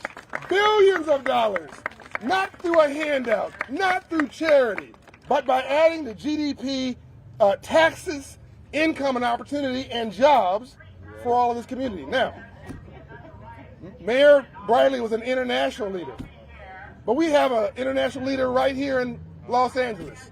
It's our mayor. He speaks Spanish. He also speaks black. Some of you will realize what I'm talking about later. I've known him for a very long time. He is actually a better leader than I am for reasons that is a bit of a private joke. But I moved to Atlanta. I love it. I love the city. This is still me. I have offices throughout this city. But I couldn't organize like he could organize. I couldn't do what he could do. He brought us all together from all groups, and he made us all feel comfortable. Him and Karen Bass, Congresswoman Karen Bass, who I just saw in D.C., are two shining lights for not only the city, but for our world. I'm honored to say and welcome today that we're proud to have on the 30th anniversary of the healing of our community, my friend is Mayor, Mr. Garcetti. Thank you, brother. All right. Let's give it up for John Hope Bryant, my brother. I want to thank you for the work that you do, John. I want to thank you for who you are, and I want to thank you for 3 decades of friendship. You have taken a fire and put broken pieces into it to forge tools out of that heat to rebuild our city and our nation. The idea of civil rights on top of civil rights. Give it up one more time for John Hope Bryant and thank him for bringing us together. This won't be my shortest speech, but it'll be one of my last ones you ever hear. So for whether you're across the street or right here, I hope you'll indulge me because I actually spent some time this morning writing it myself because of what this moment is about. My father is across the street here in this hallowed ground in a community blocks from where he grew up, 12 blocks from a school which bears my family's name, the Gil Garcetti Learning Complex. We know how important this intersection is and the people that are here. So let me start by thanking them, and hopefully you can hear my words because they are important to thank these folks. First, Najee Ali, I want to thank you for helping organize this as well, the way you have empowered Angelenos to be here. Congresswoman Karen Bass, a friend, a mentor, a light in this city and throughout this country. We are lucky to see her leadership and to witness her courage every single day and her optimism at a moment that we need it. Please give her a round of applause and thank her as well. Our next mayor. Capri Maddox, I want to thank, who heads up our new Department of Civil Rights, of Equity and Human Rights. And I want to thank Laura King, and I also want to thank Shanice Harlins-Kilgore. Both of them embody the pain and the promise of 2 families that have suffered, but that took that suffering and made it into something special. I want to thank Haipin Im, who is a dear friend and our president and founder of Faith and Community Empowerment, who continues to bring the Korean American community together with all communities. Please give her a round of applause and thank her as well. And I know when you start, there's probably 100 more people, but I'm just going to do one more, which is our our deputy chief. I almost promoted you with an extra star there, but it's only a matter of time. It's only a matter of time. But Deputy Chief Gerald Woodyard, who heads up our South Bureau, he embodies how far we've come, but more than that, he embodies the character and the courage of our peace guardians on our streets. Thank you for your presence, and please give him a round of applause as well. I'd like to start first in remembering here those who are not with us, though. 63 souls, at least, that we know of, who lost their life in the violence of 1992, and so many before and who have come after who have lost their life. If we can start with a moment of silence, remembering them, because the pain for their families has never, ever gone away.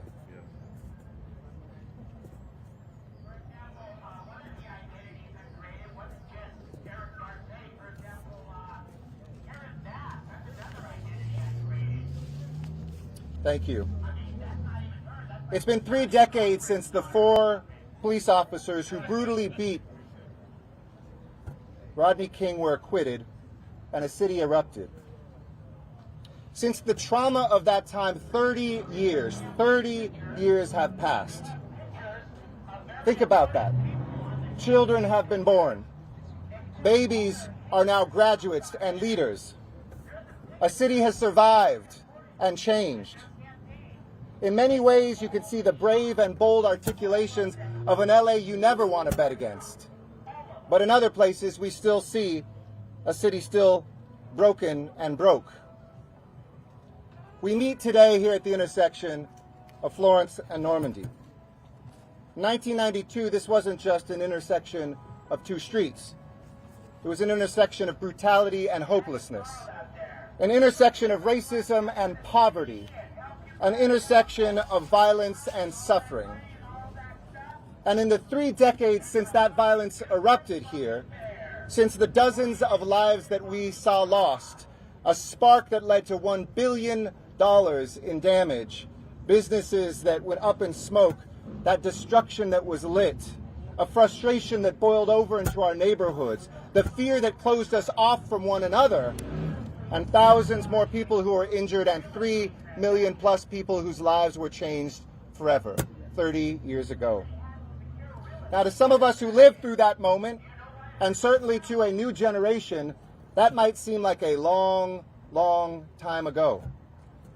The events that we commemorate today might seem like distant things in our rearview mirror.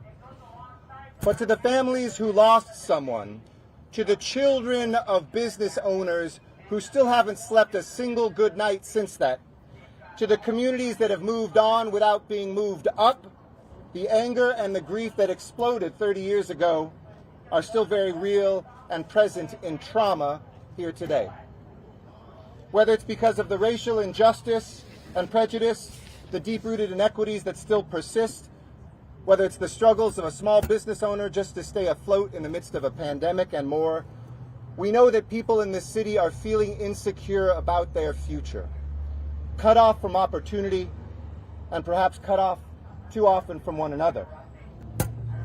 A recent survey from Loyola Marymount, you might have heard it across the street, I was going to cite it first, that's been conducted every 5 years since 1997, showed that 68% of Angelenos thought it likely or somewhat likely that we'd see another wave of riots in the next 5 years. That's an increase since the last survey, the highest percentage since the late 1990s. But with all the suffering we've gone through, that's not hard to understand, but it is the responsibility of leaders, the responsibility of leadership to awaken our sometimes slumbering hope, to resurrect the renewal of our deepest dreams, to manifest the material gains we must realize if we are to bring about a just city and a just chapter. You see, in the face of history, I choose not to leave, but to learn. Not to live with a corrosive fear, but to lean into an abundant hope that we can see in the people around us. And I know it's tough, because we live in an age where one voice tries to be louder than all the rest. I wrote that before this. Where 100% of us want 100% of what we want, and we want it now. And I love impatience. That's a good thing. But any of us who have struggled for racial justice, economic opportunity, know that we need patience and persistence, hard work and tough conversations, and that progress comes not only from a raised fist, but also from an open hand. So let me, as your mayor, present a case for that optimism here today, because I see it all around me. I see it right here manifest in this coalition, in the folks who turned up here today who could have just let this date pass.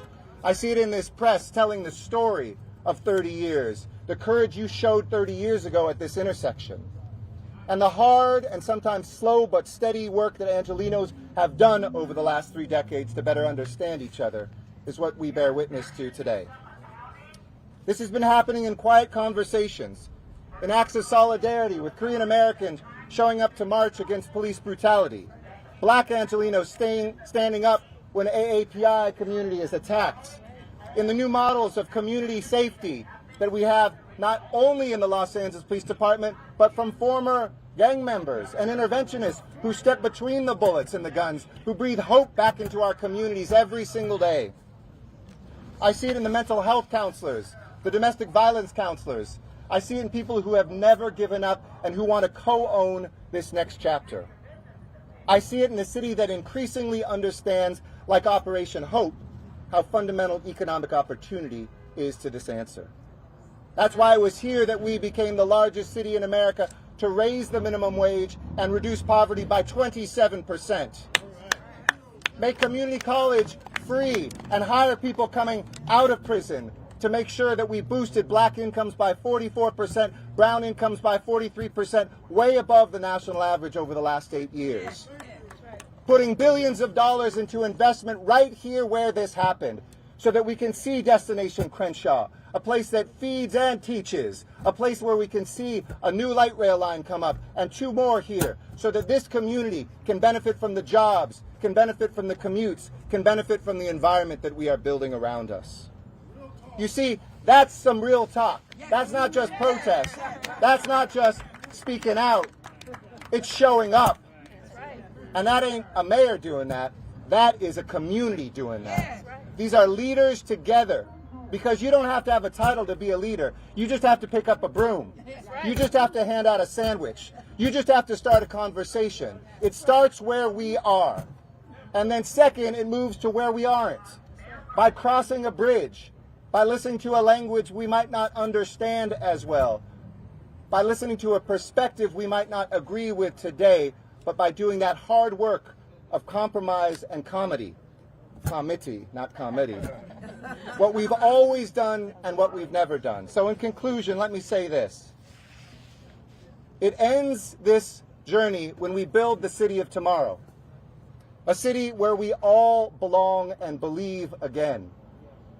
Where we bring peace and defeat violence. Where we have a shared purpose to end houselessness and address mental health. Where we graduate leaders from every zip code and see ourselves mirrored in every aspect of our great city. And we must do what we have never done. And this is my message to Los Angeles. Make sure we treat our trauma because it still persists. Yes, that's right. The trauma persists in our bodies. The families who lost someone, the folks who witnessed what we saw, we must treat the trauma in order to move past it.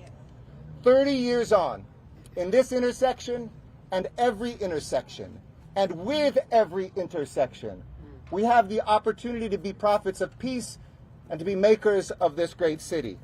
So in the words of the former LA poet laureate Luis Rodriguez, when he once wrote, "Oh bloom, you trampled flower, come alive as you once tried to do from the ashes."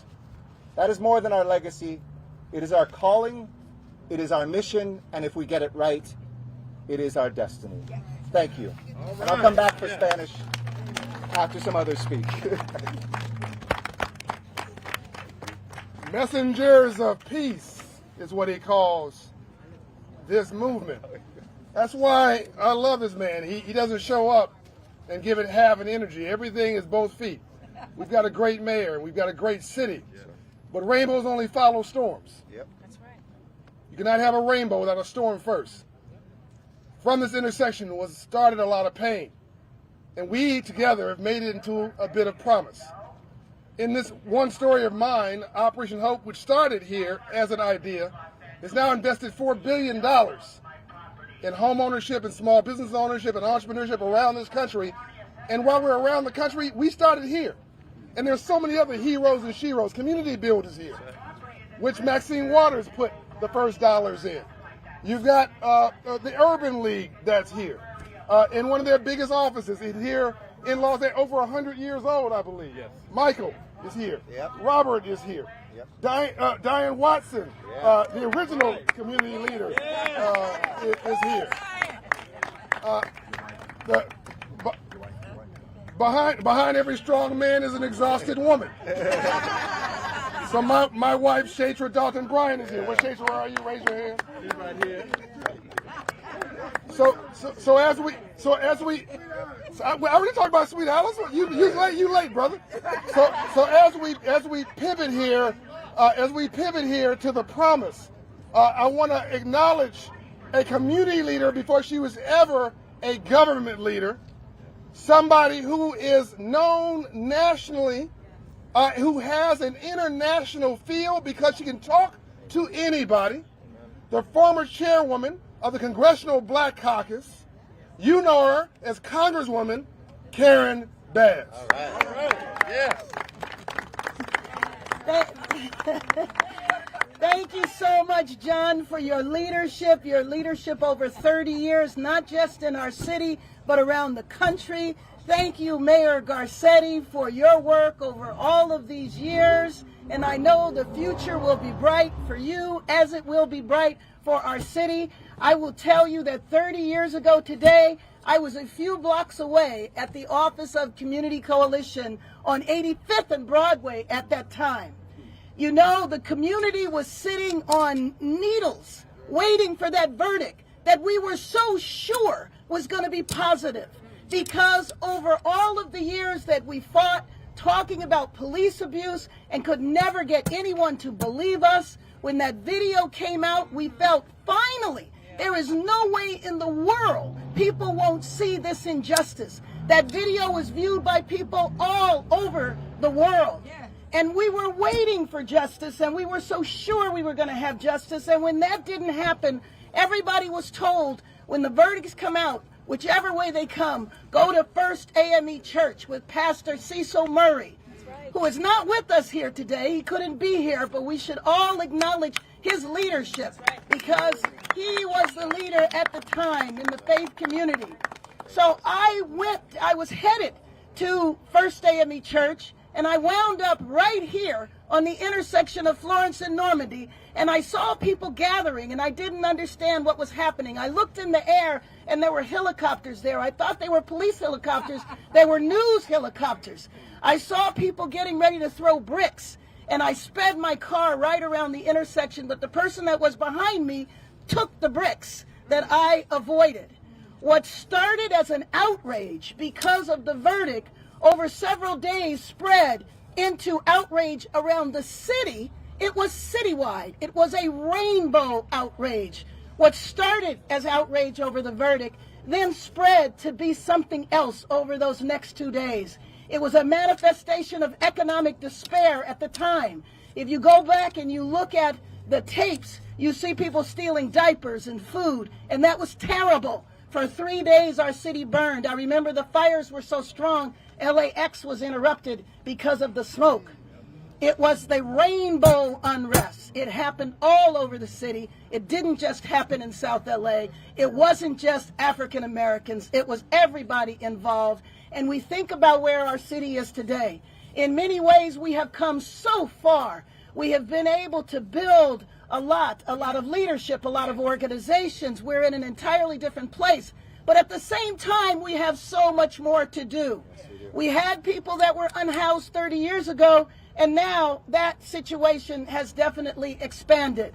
But just like the mayor said, I am hopeful because this is Los Angeles. We have all of the knowledge, the skills, and the resources here to continue to move our city forward in a positive direction. And we have to make sure that we never allow anybody to divide us or to use this day as a day to reflect back on division. We need to use this day to reflect back on what happened after the fires were put out, when the city came together and said, we have significant issues and we need to address them. So I want to thank the leaders who organized this today. I want to thank Najee. I want to thank John. I want to thank all of the people that helped pull this together. We can move forward in this city. I am positive that we will because we have everything that we need here in Los Angeles. We just have to move ourselves forward. Thank you. All right. Thank you very much, Congresswoman. I'll do Spanish. I'll do Spanish at the end. Yeah, I'll do Spanish at the end. Don't worry. Promise.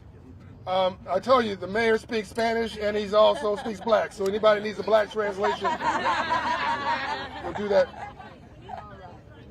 Oh, you say, I'll do it right now. I was going to do it at the end, but I'll stay here for everybody. So, muy buenos días a todos y gracias por venir, especialmente de las miembros de prensa. Han pasado 3 décadas desde el año 1992, cuando la violencia surgió sobre nuestra ciudad y miles de angelinos fueron lastimados. Y trágicamente 63 perdieron la vida. Hemos avanzado en las últimas 3 décadas y su ciudad ha invertido en crear más oportunidades económicas y fomentar la equidad en todos los vecindarios de Los Ángeles, pero necesitamos hacer más. Estamos trabajando para crear fuentes de confianza entre nuestras comunidades y el Departamento de Policía. Y hay más gente que están trabajando a traer la paz a sus comunidades.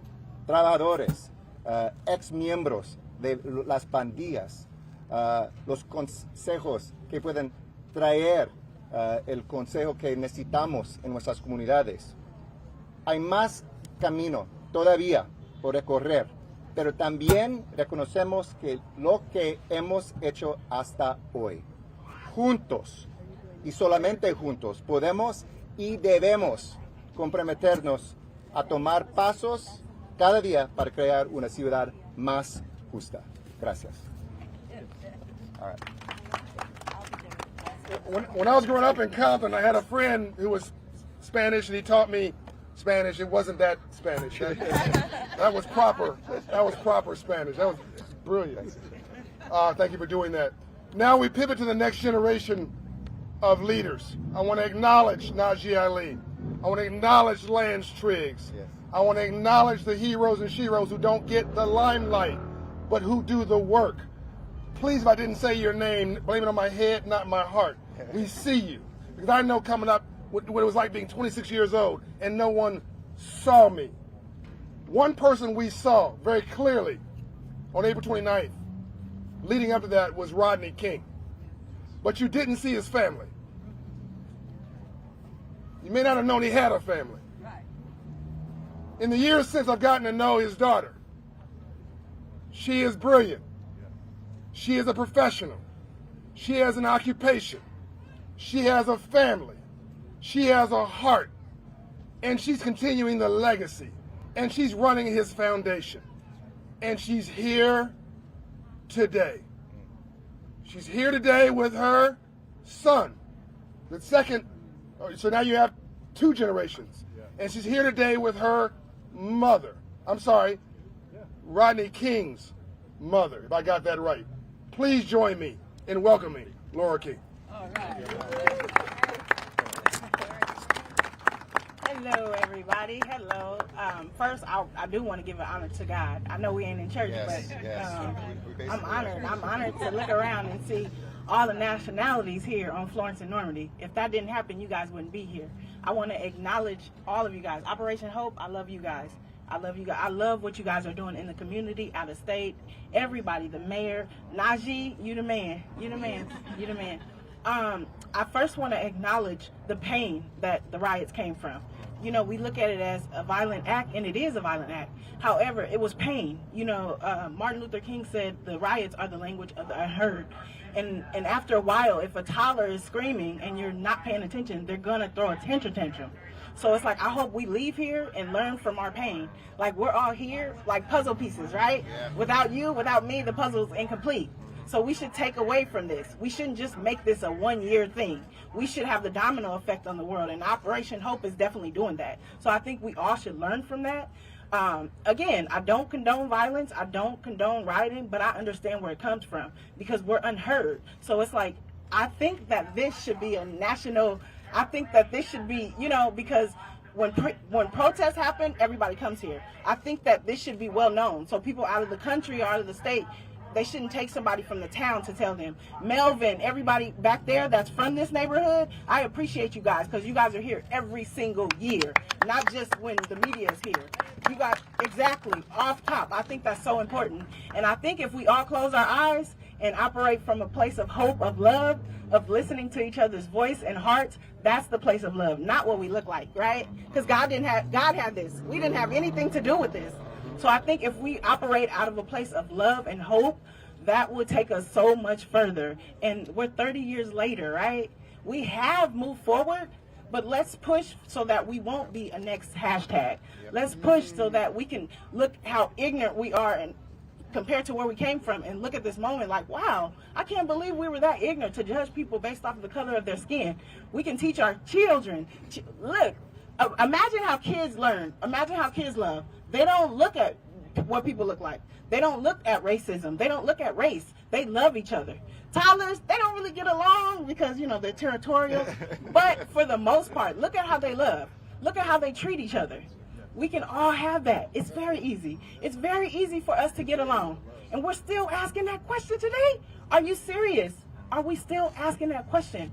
My dad was polite when he asked. They gave him something to say. He spoke from his heart. He spoke from his heart. And the question is, can we get along?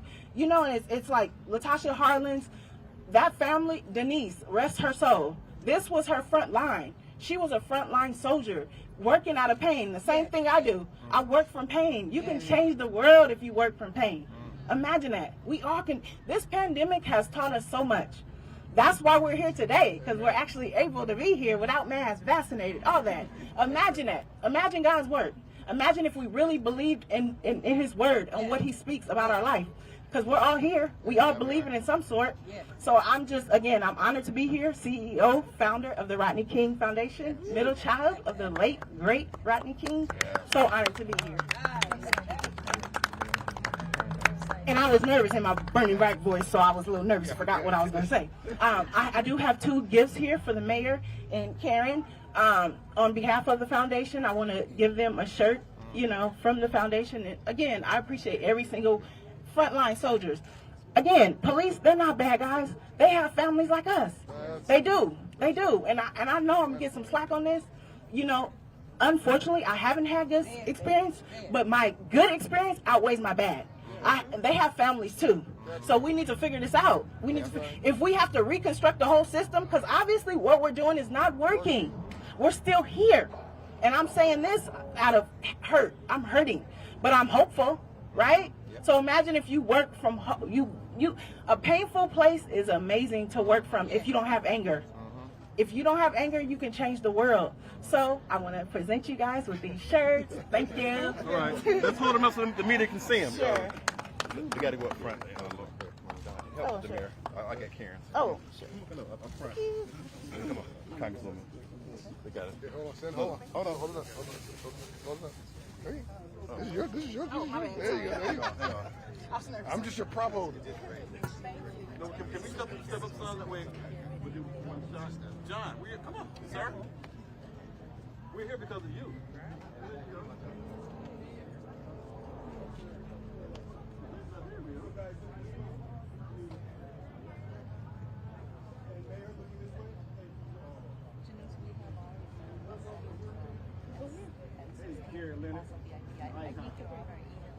Yes, I am.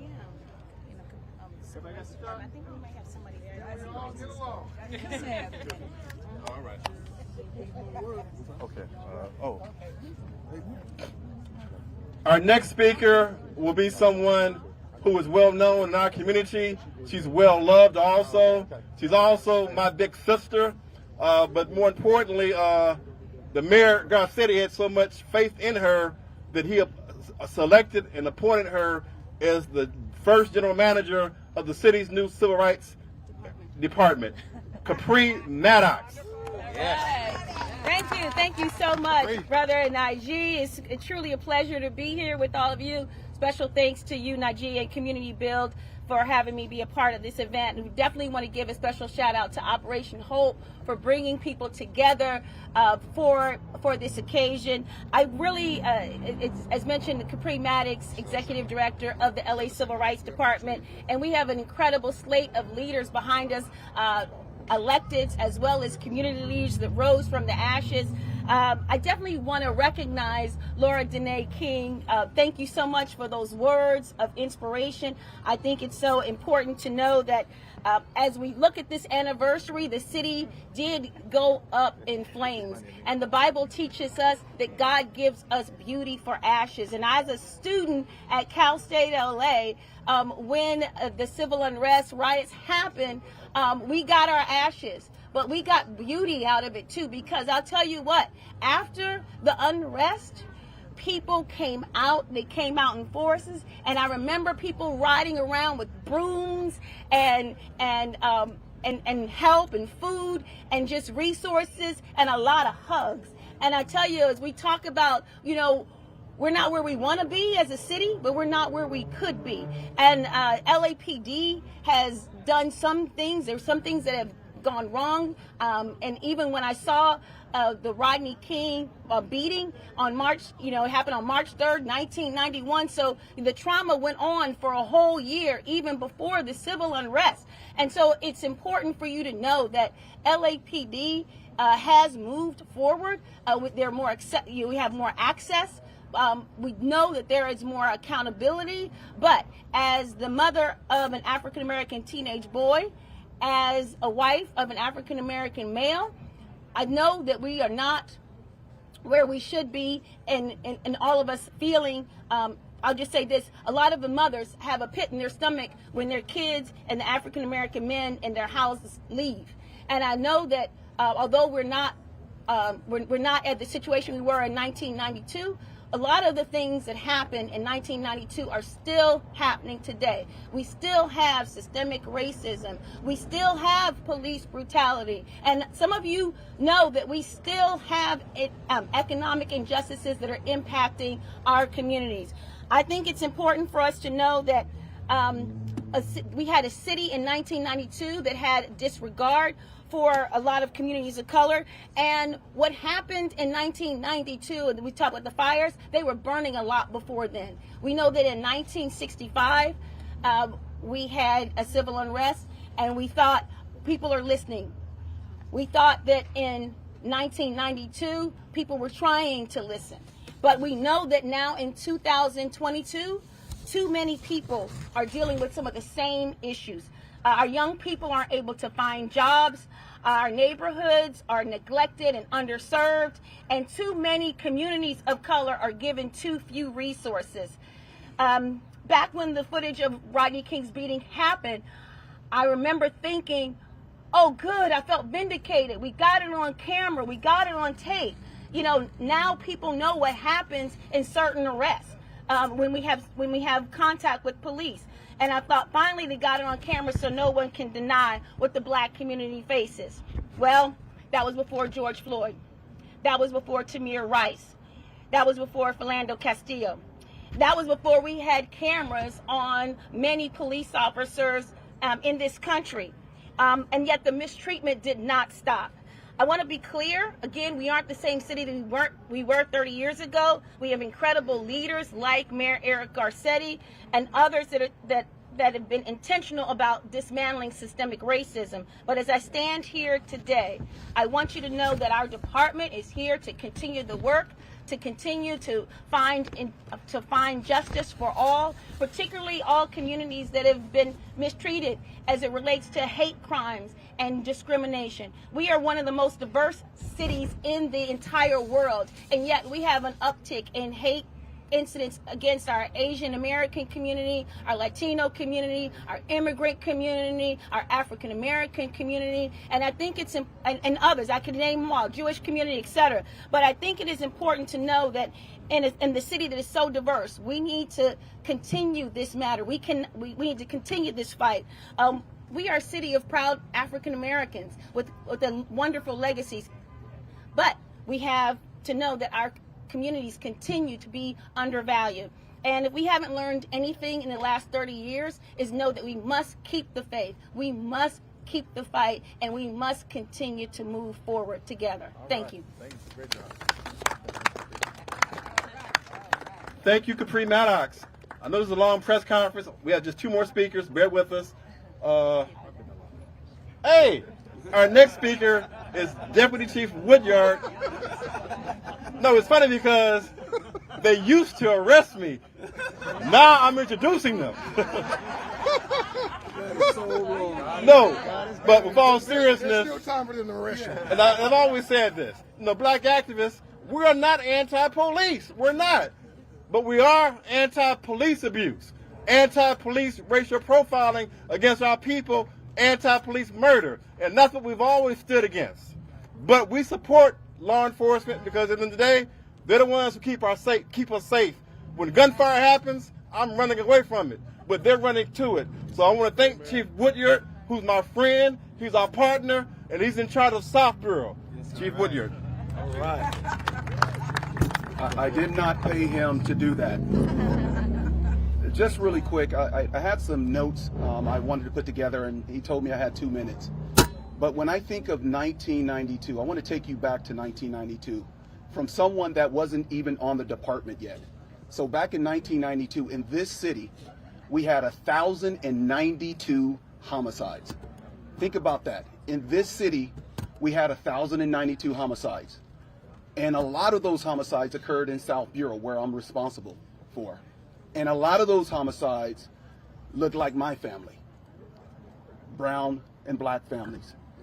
And so when I say it matters to me in this community, it matters. So how did I get to LAPD? So I'm a guy that graduated from Long Beach State, played football there, went to law school.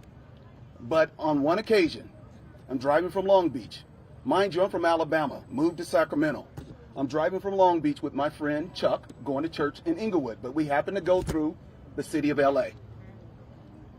Got stopped. City of LA cops. In suit, got taken out of the car. With that being said, the explanation that was given to me was not up to speed. As opposed to getting angry, I decided to come on to LAPD and make a difference. That's what I decided to do. When I got here, I had mentors. I had people that I looked up to. And I never would imagine that I would be sitting in this chair as a deputy chief in this bureau, because this community reflects my community where I grew up in.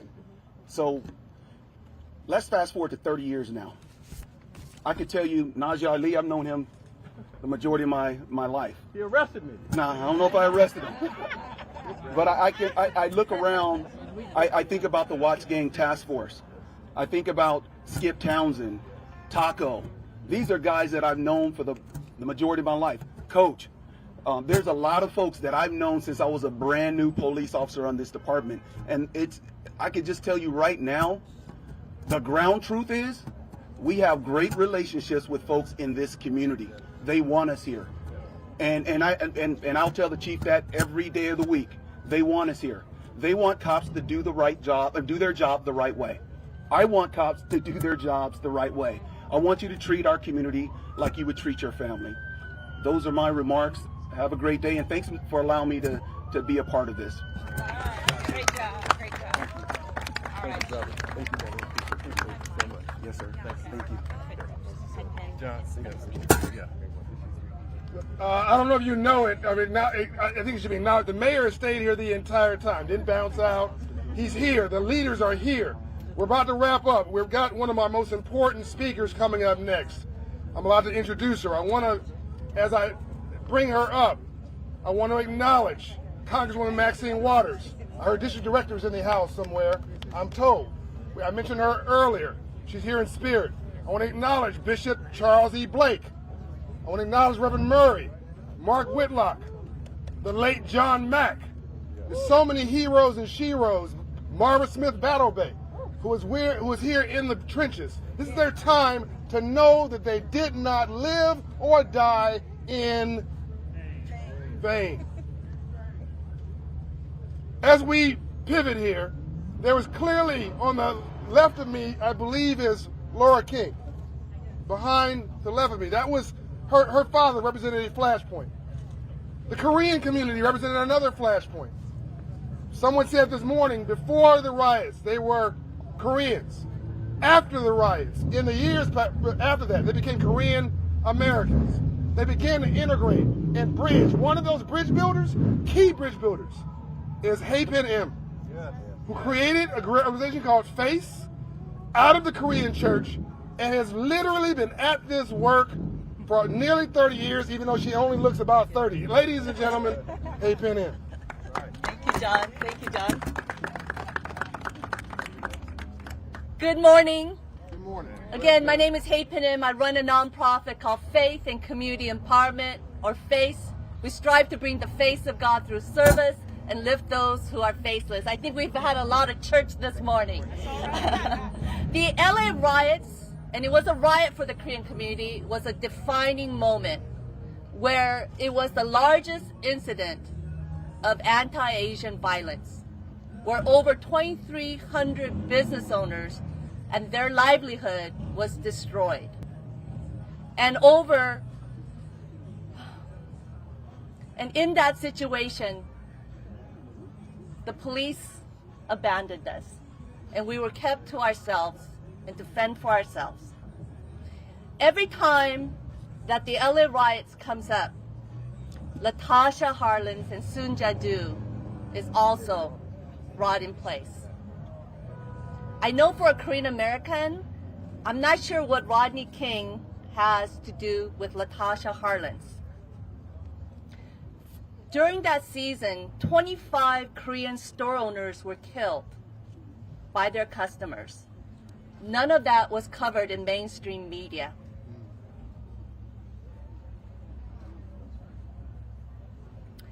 You know, I think everyone's familiar with the Squid Game. Yes? You know, the game master set that table, the game board, in such a way the players were pitted against one another. And they would not come out at the other end without hurting themselves and hurting each other. And I really believe that the system that put Latasha into that store, as well as Sun Jadu, are both victims. For the Korean store owner, a typical $150,000 liquor store, they net $2,000 to $3,000 before payroll. And that's supposed to cover 4 people's salaries. It's also the second most dangerous job of being killed while working.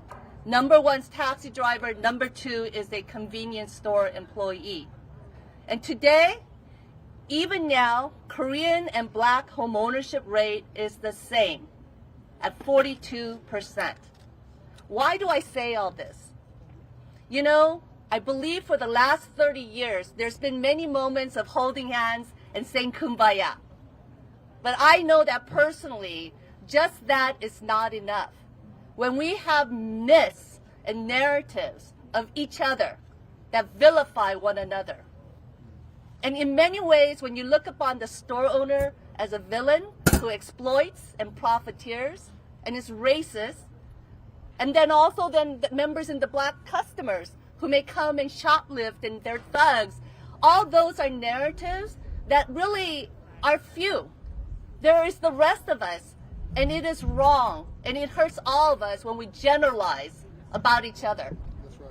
And so in the same way, I really believe, let's stop this game of telling lies about one another. Let's lift up the truth.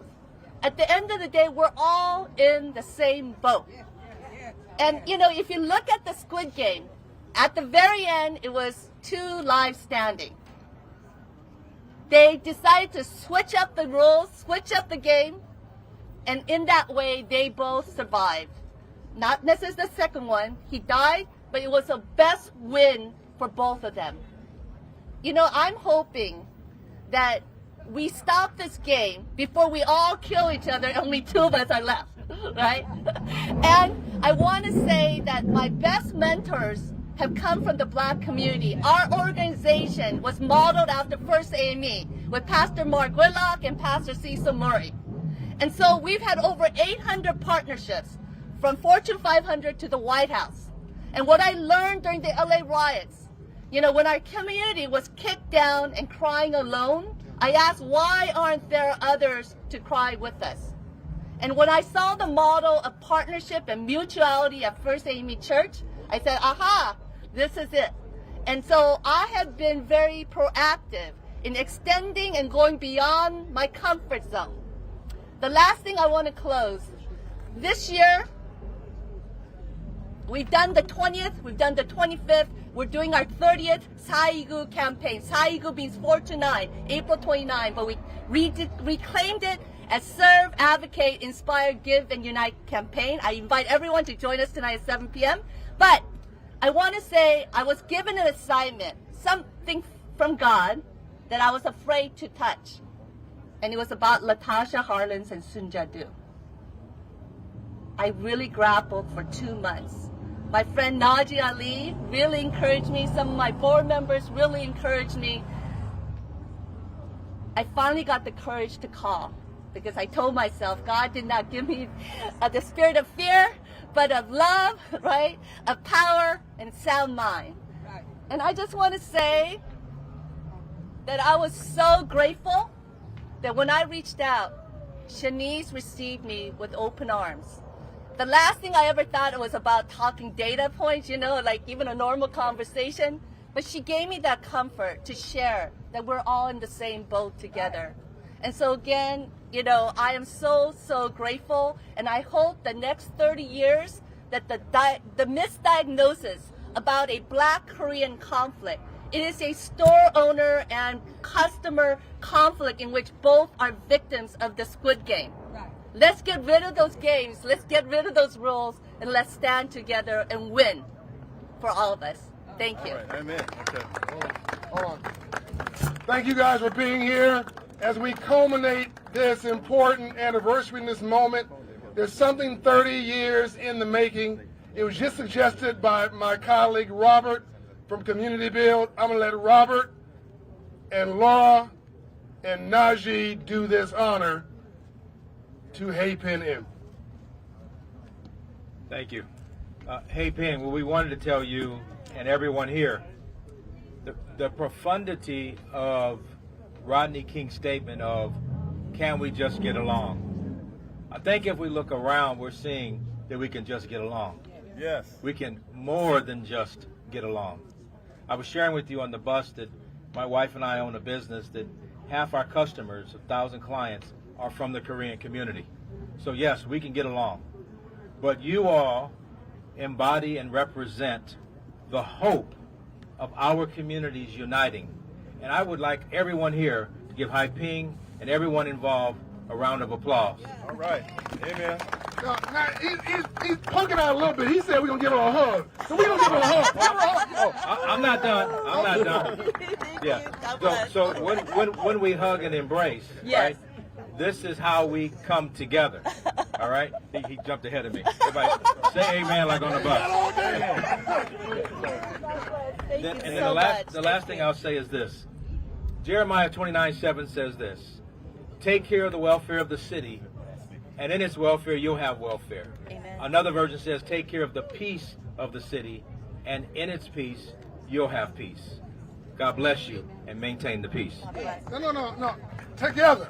Laura, Najee, go, group hug. Give her a hug. No. With Jesse Jackson. Jesse Jackson. Where's everybody's hands at? You don't know how to hug. With the mirror. No. Hey, John. We're doing the Jesse Jackson. There you go. John, grab Robert's hand. This is unity. This is what unity looks like. Amen. Amen. Okay. Thank you. And Being with us today. yeah, no. Last speaker. Okay. And our final speaker is someone who's just as important as everyone else who spoke. Oh yes. Don't go nowhere. But when we talk about Latasha Harlins and her tragic murder, Rodney King and Latasha are intertwined. Both these families suffered a tremendous tragedy. Latasha was murdered unjustly. Rodney was beat unjustly. And these families are families I've known for 30 years. They're like they're my family. They're our family. So with that, I want to bring up Latasha Harlins' cousin, Shanice Harlins Kilgore, the CCO of the Latasha Harlins Foundation. Oh, and I almost forgot.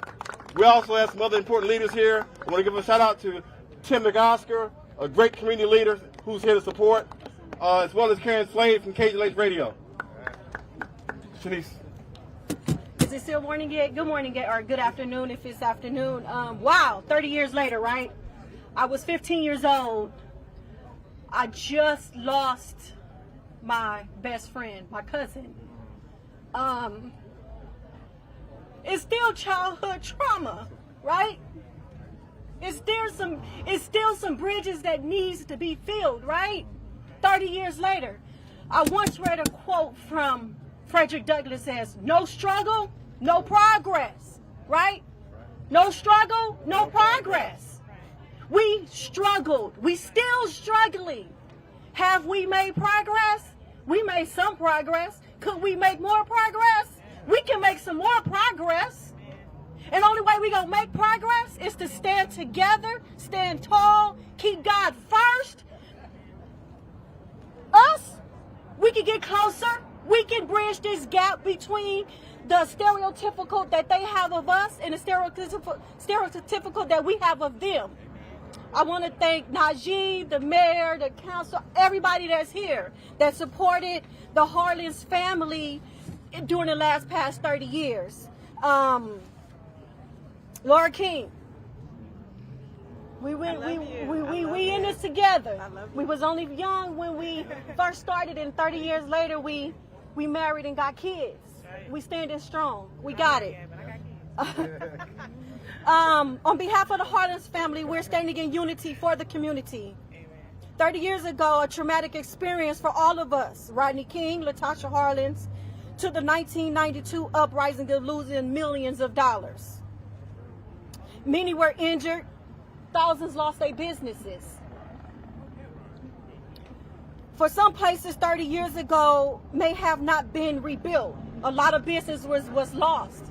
Half of them are not still here 30 years ago. But through unity and bridging gaps between the racial tension and with the hard work and the dedication, we can build the community back what it used to be, but better, maybe better. Amen. Bring some healthy eating here, right? Better.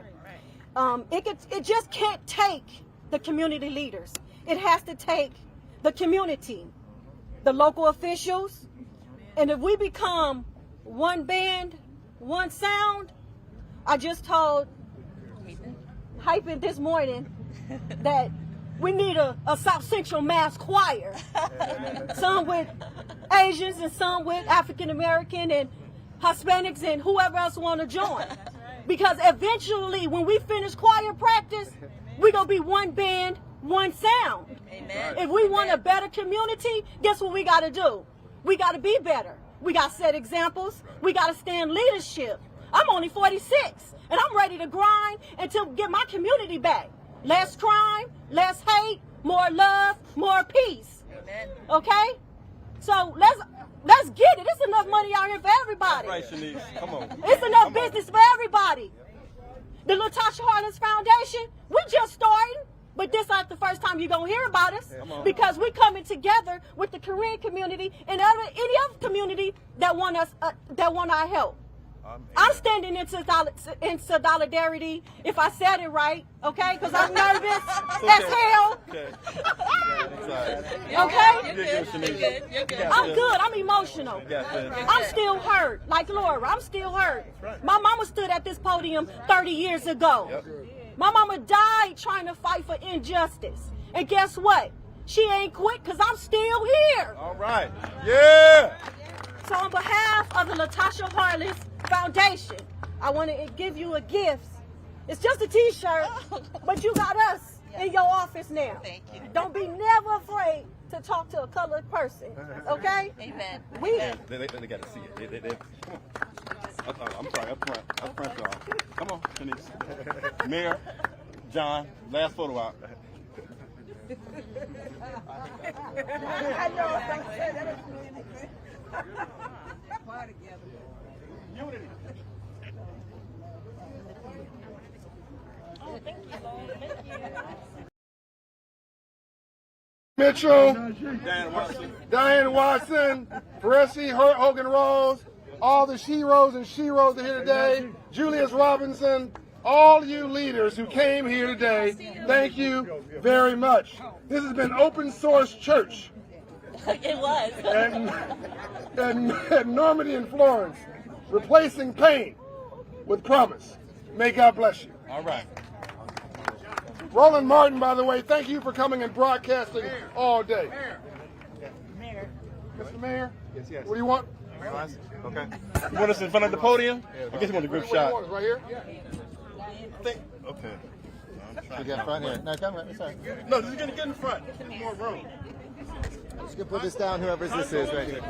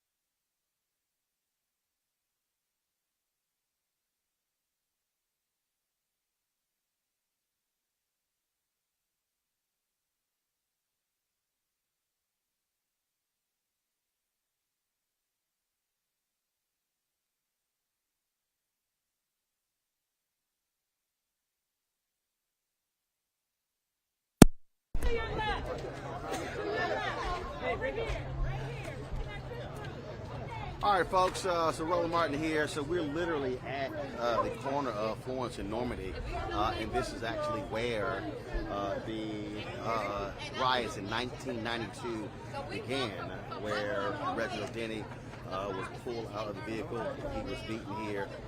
And so what we've done is we've actually been traveling with the folks at Operation Hope, traveling around. Come on.